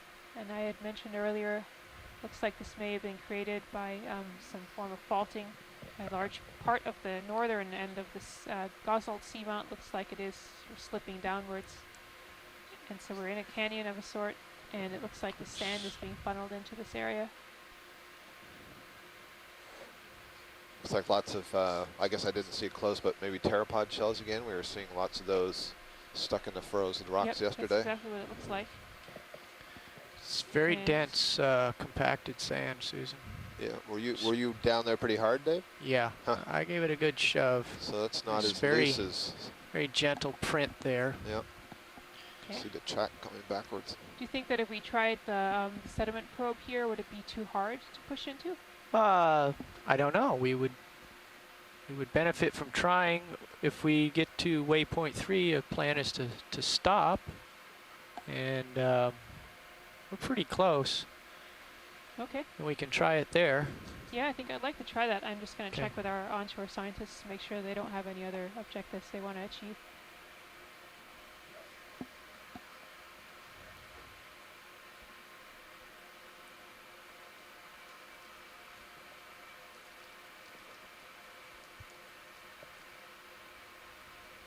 It's so interesting. We've entered this part of the seamount now that is certainly flatter. The isobaths have really stretched out, and we're entering into this sort of canyon or furrow or trough, and so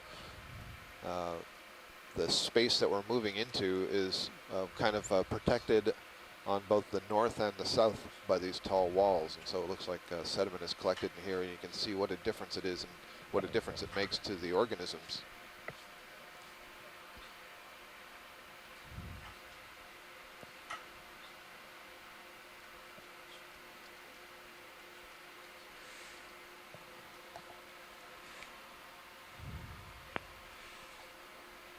Okay, so I guess if we can get to waypoint 3 or we find another nearby spot, we might try the sea poke, our sediment. Go co-pilot. Probe. Given our layback, I would have intended if we were going to make it to waypoint 3, I would have thought ship would have stopped by now. How much farther do we have in our track? Let's see. Should be somewhere between 40 and 50 meters left. So we're going to swing back past waypoint 3? 30 meters left. Thank you, Bridge. So we're going to swing past waypoint 3 a good distance. Okay. So we need to amend that move. Bring it to a stop now. Just so you know, in the front row, there's nothing magic about waypoint 3, which we just wanted to be up in this flat area between that north wall and south wall. And I think we've kind of reached it. Here we are. Yep, exactly. Here we are. You can slow it down at this point. Easy stop. Easy stop.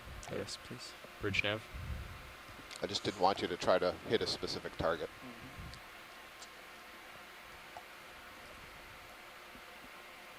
Bridge nav. Can we bring the ship to an easy stop here? That uphill part is getting closer. Yeah, you can see how the terrain curves around there. So it's all making sense. Alright, I'm gonna just try to keep you centered up, I guess. Unless you want to go investigate the way I'm gonna swing. I'm gonna let Sirius settle out a little bit, and then we'll probably turn around and head back to the sand plain, which is not very far behind. Yeah. And maybe we can drop a target so if we swing a ways we don't miss track. It's interesting, Susan, because that's looking into, right now the view is looking into the center here, but maybe it's because it's looking down the contour. I guess that's what's going on. Yeah. If you look, right? Because that looks a little bit more rocky, but he was looking downwards. So as he turns around this way, I guess it should get more. Yeah, sand is south of me. Yeah, I'm trying to think. I guess the sediment plain that we saw was behind us. We're moving now. It looked fairly narrow, like there were lava flows to either side. I think when Sirius stops moving, I can range out and get back there.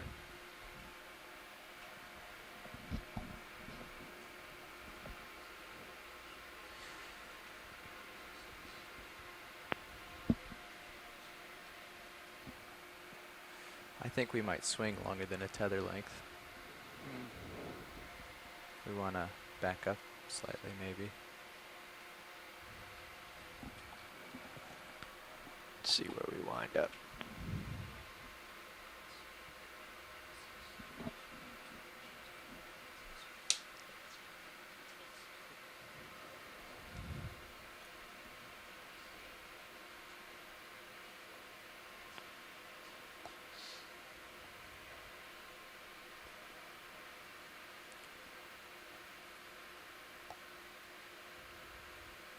Could deploy the sea poke if we want to be ready. Yeah, why don't you a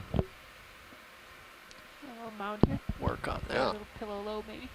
All right. When you get the mounds and stuff, you get the same sort of fauna that we were seeing lower on the slope right here. I mean, we are still at the mouth of this trough. I guess we're not that high off of the ridge that we were just still swinging, transiting. Okay, a pretty good rate. All right, I'll stay with you until we get this thing calmed down, because we were moving along at 0.3. Perhaps. It seems to be pretty clear out in front of me. So maybe you find more sediment out there. Yeah, it's kind of weird. I keep thinking I'm seeing, oh, there's a Parentipathes. That's the first one of the dives. That's worth marking a note of. Where was it? It just went off the screen. I got it, David. Okay. I keep thinking I'm looking at pavement, but it's not pavement. It's sediment with all this black crumbly stuff on it. It's all on top, yep. This is our 15-minute warning till off bottom. Okay. All right. All right. We are about 15 minutes from off bottom, and we're going to end this great day that we've had by deploying the Seapoke. So the Seapoke is the name that we've given to this device that is going to tell Susan a little bit more about the sediment here. Turn around. Why don't you explain what we're doing, Susan? See what's going on. So this Seapoke or sediment probe, again, good, this is something that the ROV team came up with so that we could test how thick the sediment is in a given location. Used it a little bit in the canyons, at the top of the submarine canyons. We had a sense of how much sediment was piled up there. Earlier in the cruise, during our first Seamount dive, we also tested it on a retriever Seamount. So it's basically a rod that you poke downwards, and hopefully if it hits a hard surface, it will start to bend, and that will be the signal for us that that is the thickness of the sediment.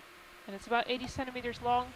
You'll see it when it's brought out from under the ROV in a little bit. But it will be interesting to see how much sediment has piled up here, given that we came up from this ridge feature and fairly suddenly came out into this sandy plain. And I'm sort of wondering, it doesn't look like there is a very thick sediment cover here, but that is what the Seapoke will tell us.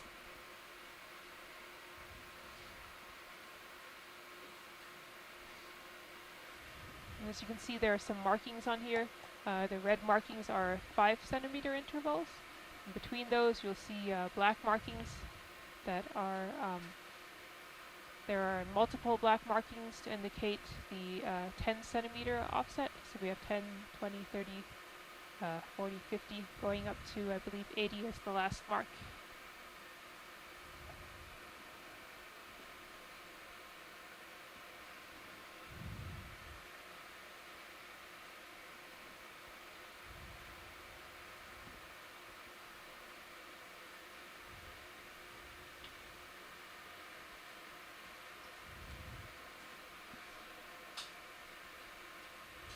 So I think we're hoping to go back to this sedimented area where we saw these nice current ripples on top. What we came out onto when we came up off the ridge.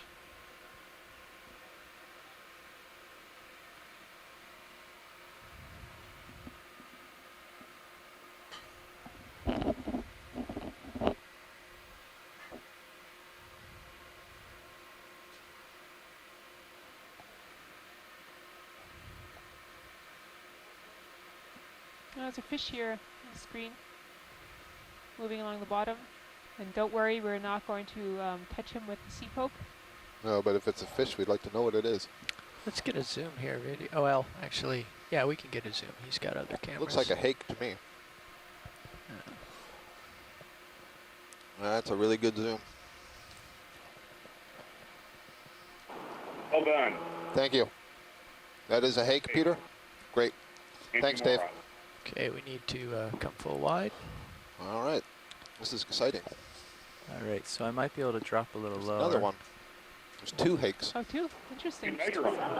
2 hakes, Peter. So let me just try that real quick. I'm going to come up on this. Extend this. Is that other one an empty moor as well? That's what it looked like to me, Peter. Go with it.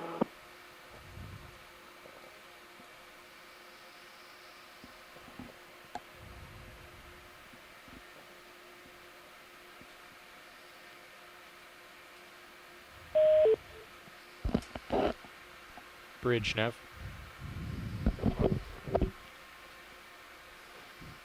We're about 10 minutes until off bottom. I just wanted to check in and see if there's any adjustments you're going to want to make to ship heading before we start bringing the vehicles up.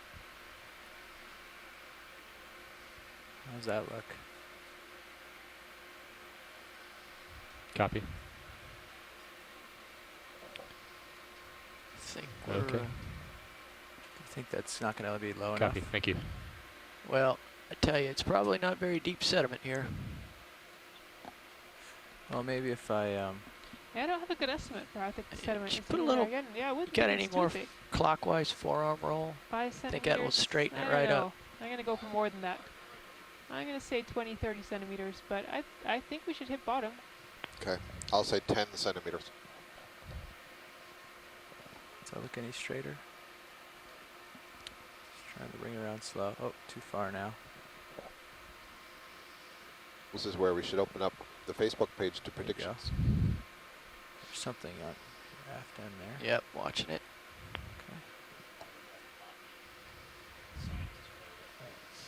Well, we're not making predictions, we're making hypotheses. We're still moving here. You're absolutely right, we're testing hypothesis.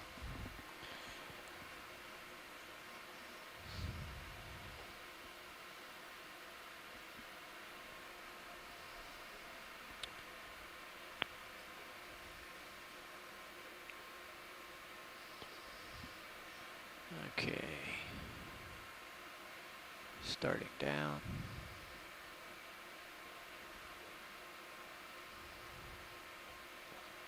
Rian Waller says 2 centimeters. Oops, wrong way. Oh, I don't think this is the sandy place that we've come up onto first. It is not. Further on, yeah. It is not, but it's a little thinner, but still it's what we have. To see, yeah, definitely.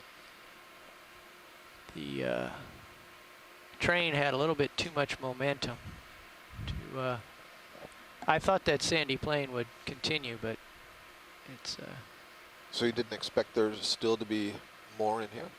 I would think that if we kept on going, I mean, we're sort of in, I can't tell what this is, this feature on the right back screen. It could be either a mound or a bowl-shaped depression. Yep. I would expect to see video, more a little bit of zoom, further please. in. But we'll see what we can see here. Hold that. AC says 5 centimeters. Okay. Well, this will be a good test of the sea poke too, to see how it bends. I think it really will hit the hard surface this time. Whereas in the past, I don't think we were entirely sure it was hitting bottom. I think you're going to touch first. Our marks on the bottom are missing. We may not have that precision.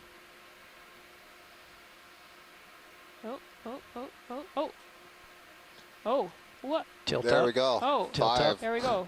What's that? No, that was more about than halfway. Come on, isn't that the 10 centimeter That was mark? it. 10. Hold that. Isn't the red one the 10? Well, the next one I can see is a 40. Pushing, so pushing. 30, 20, That's 10. up. Oh, 10. Oh. It's chunky. I see. So that's the 30, those 3 black lines? I believe that is the 30. So that'd be 25, so about 20? 20, yep. Okay, that's 20 it. centimeters. 20 Although, centimeters. I think I might be bottomed here. That's bottom. 20 centimeters. That's what? That's fairly a good amount. Yeah.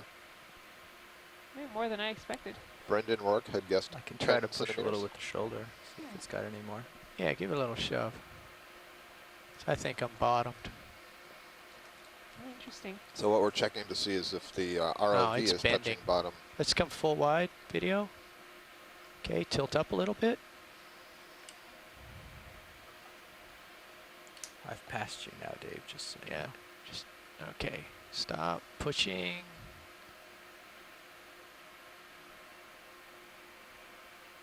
Yeah, I am bottomed. Cool. Okay. Approximately 20 centimeters of sediment here. Well, we're At least. it's not clear that I actually found the bottom there because I think the vehicle set down. So I see. Good ways Still past more you than we now. expected, I guess. Here it It comes. tells us there's at least 20 centimeters there, which is more than it looks. I think the dark covering is very misleading. it's gravelly. You saw Okay. it go Yeah, I kind saw of it stop and jump and stop and jump. That was useful to see.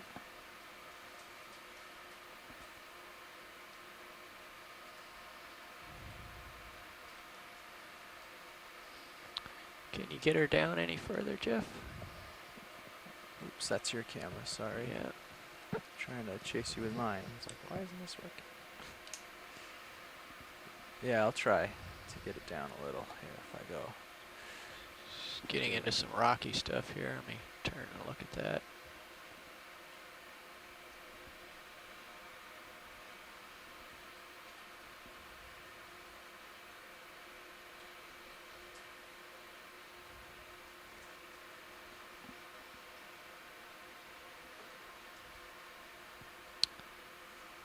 And we continue to swing. Actually, that little round contour is probably this rubbly mound that we're getting onto right now. Good call, Dave. Just about 3 minutes left on bottom. 3 minutes? But Dad. Actually, I have an idea. You have an idea? Okay. Stand by. Just gonna look at something. Okay. What if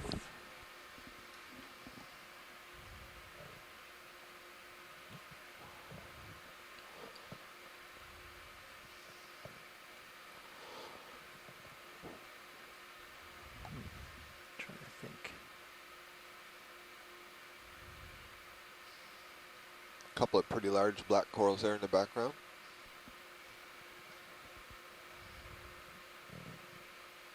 There you go. Should be able to put more shoulder down then. Yes. I was just remarking I'd seen a sea star there, and I don't think we had seen a lot of sea stars earlier in the dive. Yeah, I agree. I think that's Chris, when he called in, said the same thing, that he hadn't seen any. Hey, do you know if our chip chart limits our wrist? No. Do you happen to know that? No, that's not wrist, that's forearm. Well, the forearm left, right, do you know if the chip chart limits it or not? I'm not going to bump the chip chart, am I? I don't think so. Okay. There's some sediment right in front of me. Okay, let me straighten you up a little with the...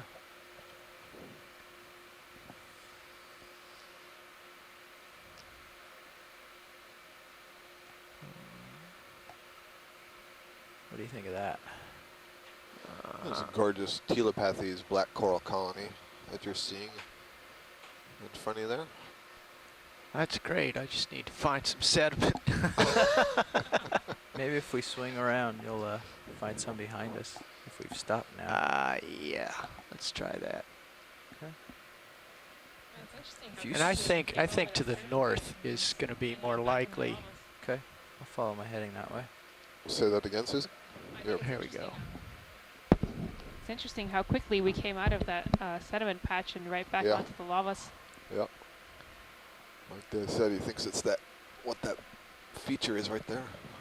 Yeah, hard to tell if that's a depression. Okay. Look. There we go. Oh. You know when you're playing your computer games and your parents are calling you for dinner? That's essentially what's going on right now. Giving you what I got for tether. Your back end's about to bump. It's quite a bit uphill behind you. Is it? Yeah. Let me pick up and move ahead. Not sure you've got the tether.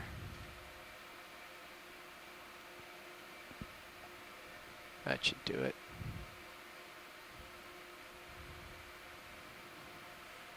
Actually, I'll give you some more here. Lay out some cable.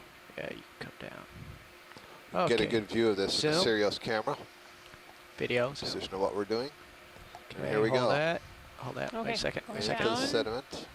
That's really Hard hard to see. Is that it? Oh, is that it? No, I'm just jockeying around here.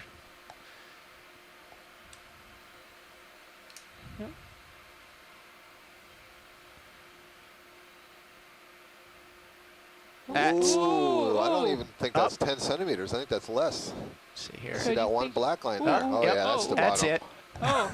Okay. So that was 10 centimeters? I didn't get I don't think it was. That was 15. I think it was less. Okay. That's interesting. Let me do that a little bit more gently. Oh, that's the 5. That's the 5 but we were. mark. It was quite clear that it was the Pope that hit bottom, not the vehicle. I agree. I have to move a little bit here. That caused, you're gonna. There we go.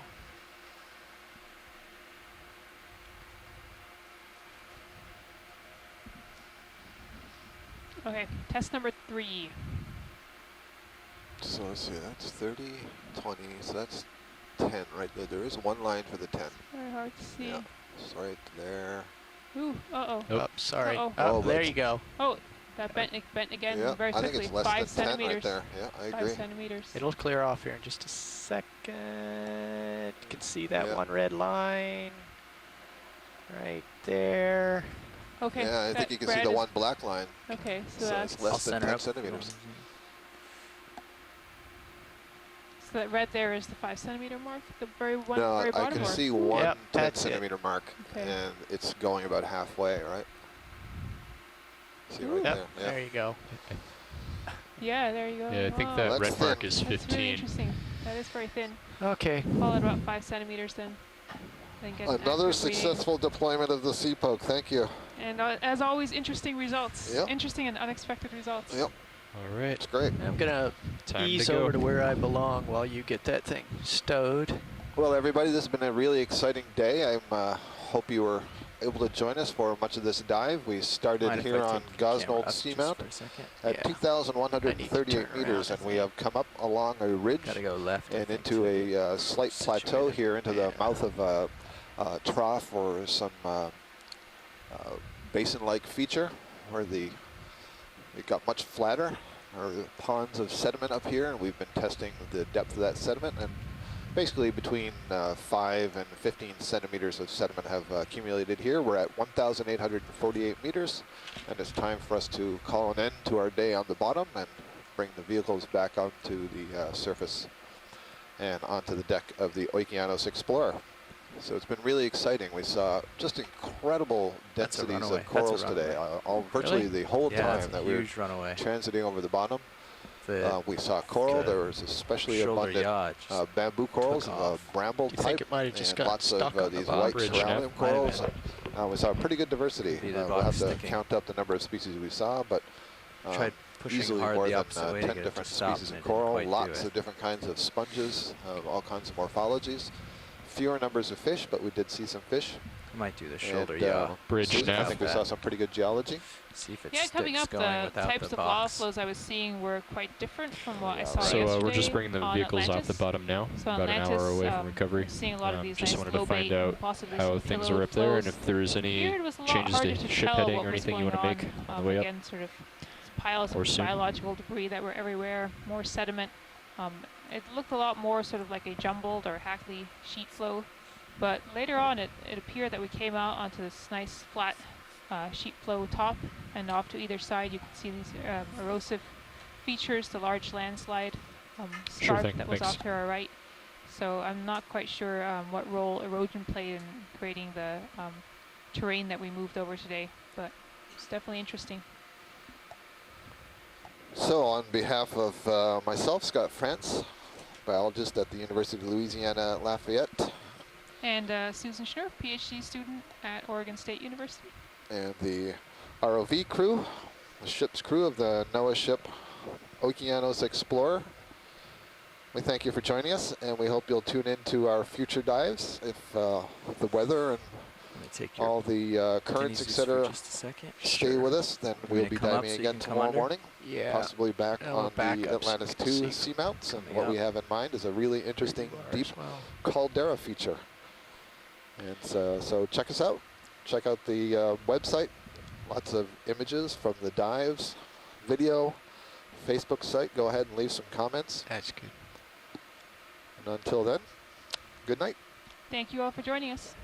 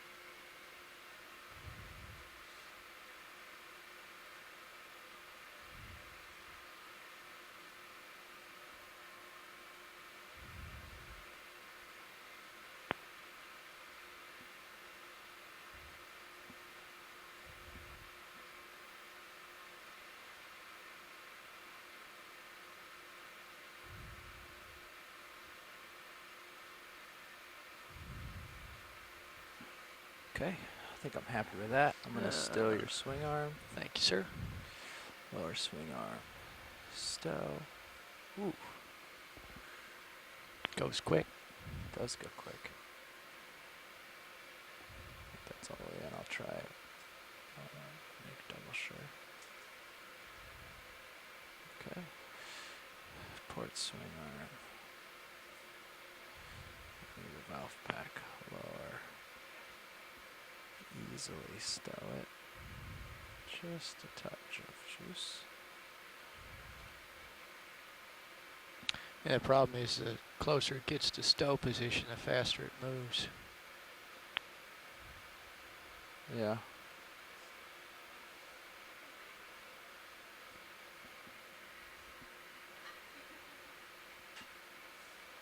There it goes. Creep up on it. Nicely done. Okay. All right, I need to come under you and head north. Okay, I'll come up a little. And you just swing your head south. I'll do. Get there. Do you want to come off bottom a little? I can run across here, I think, just like this. Okay. I'll bring my heading around, if that's okay, if it's not too disorienting. I think so. Yeah, I'm standing by for the bridge to get back to me on what they'd like to do, but it sounds like we'll probably maintain our current heading. Okay.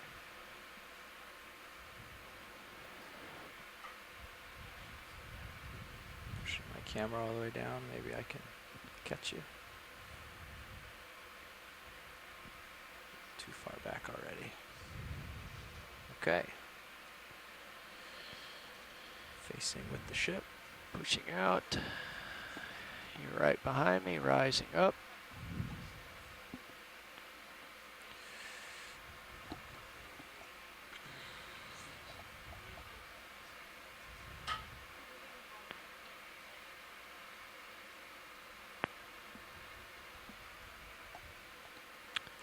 Stretched out. All looks good.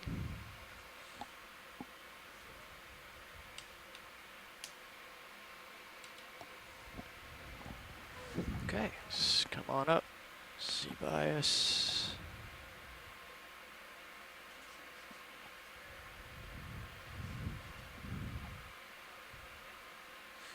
Take my auto heading out.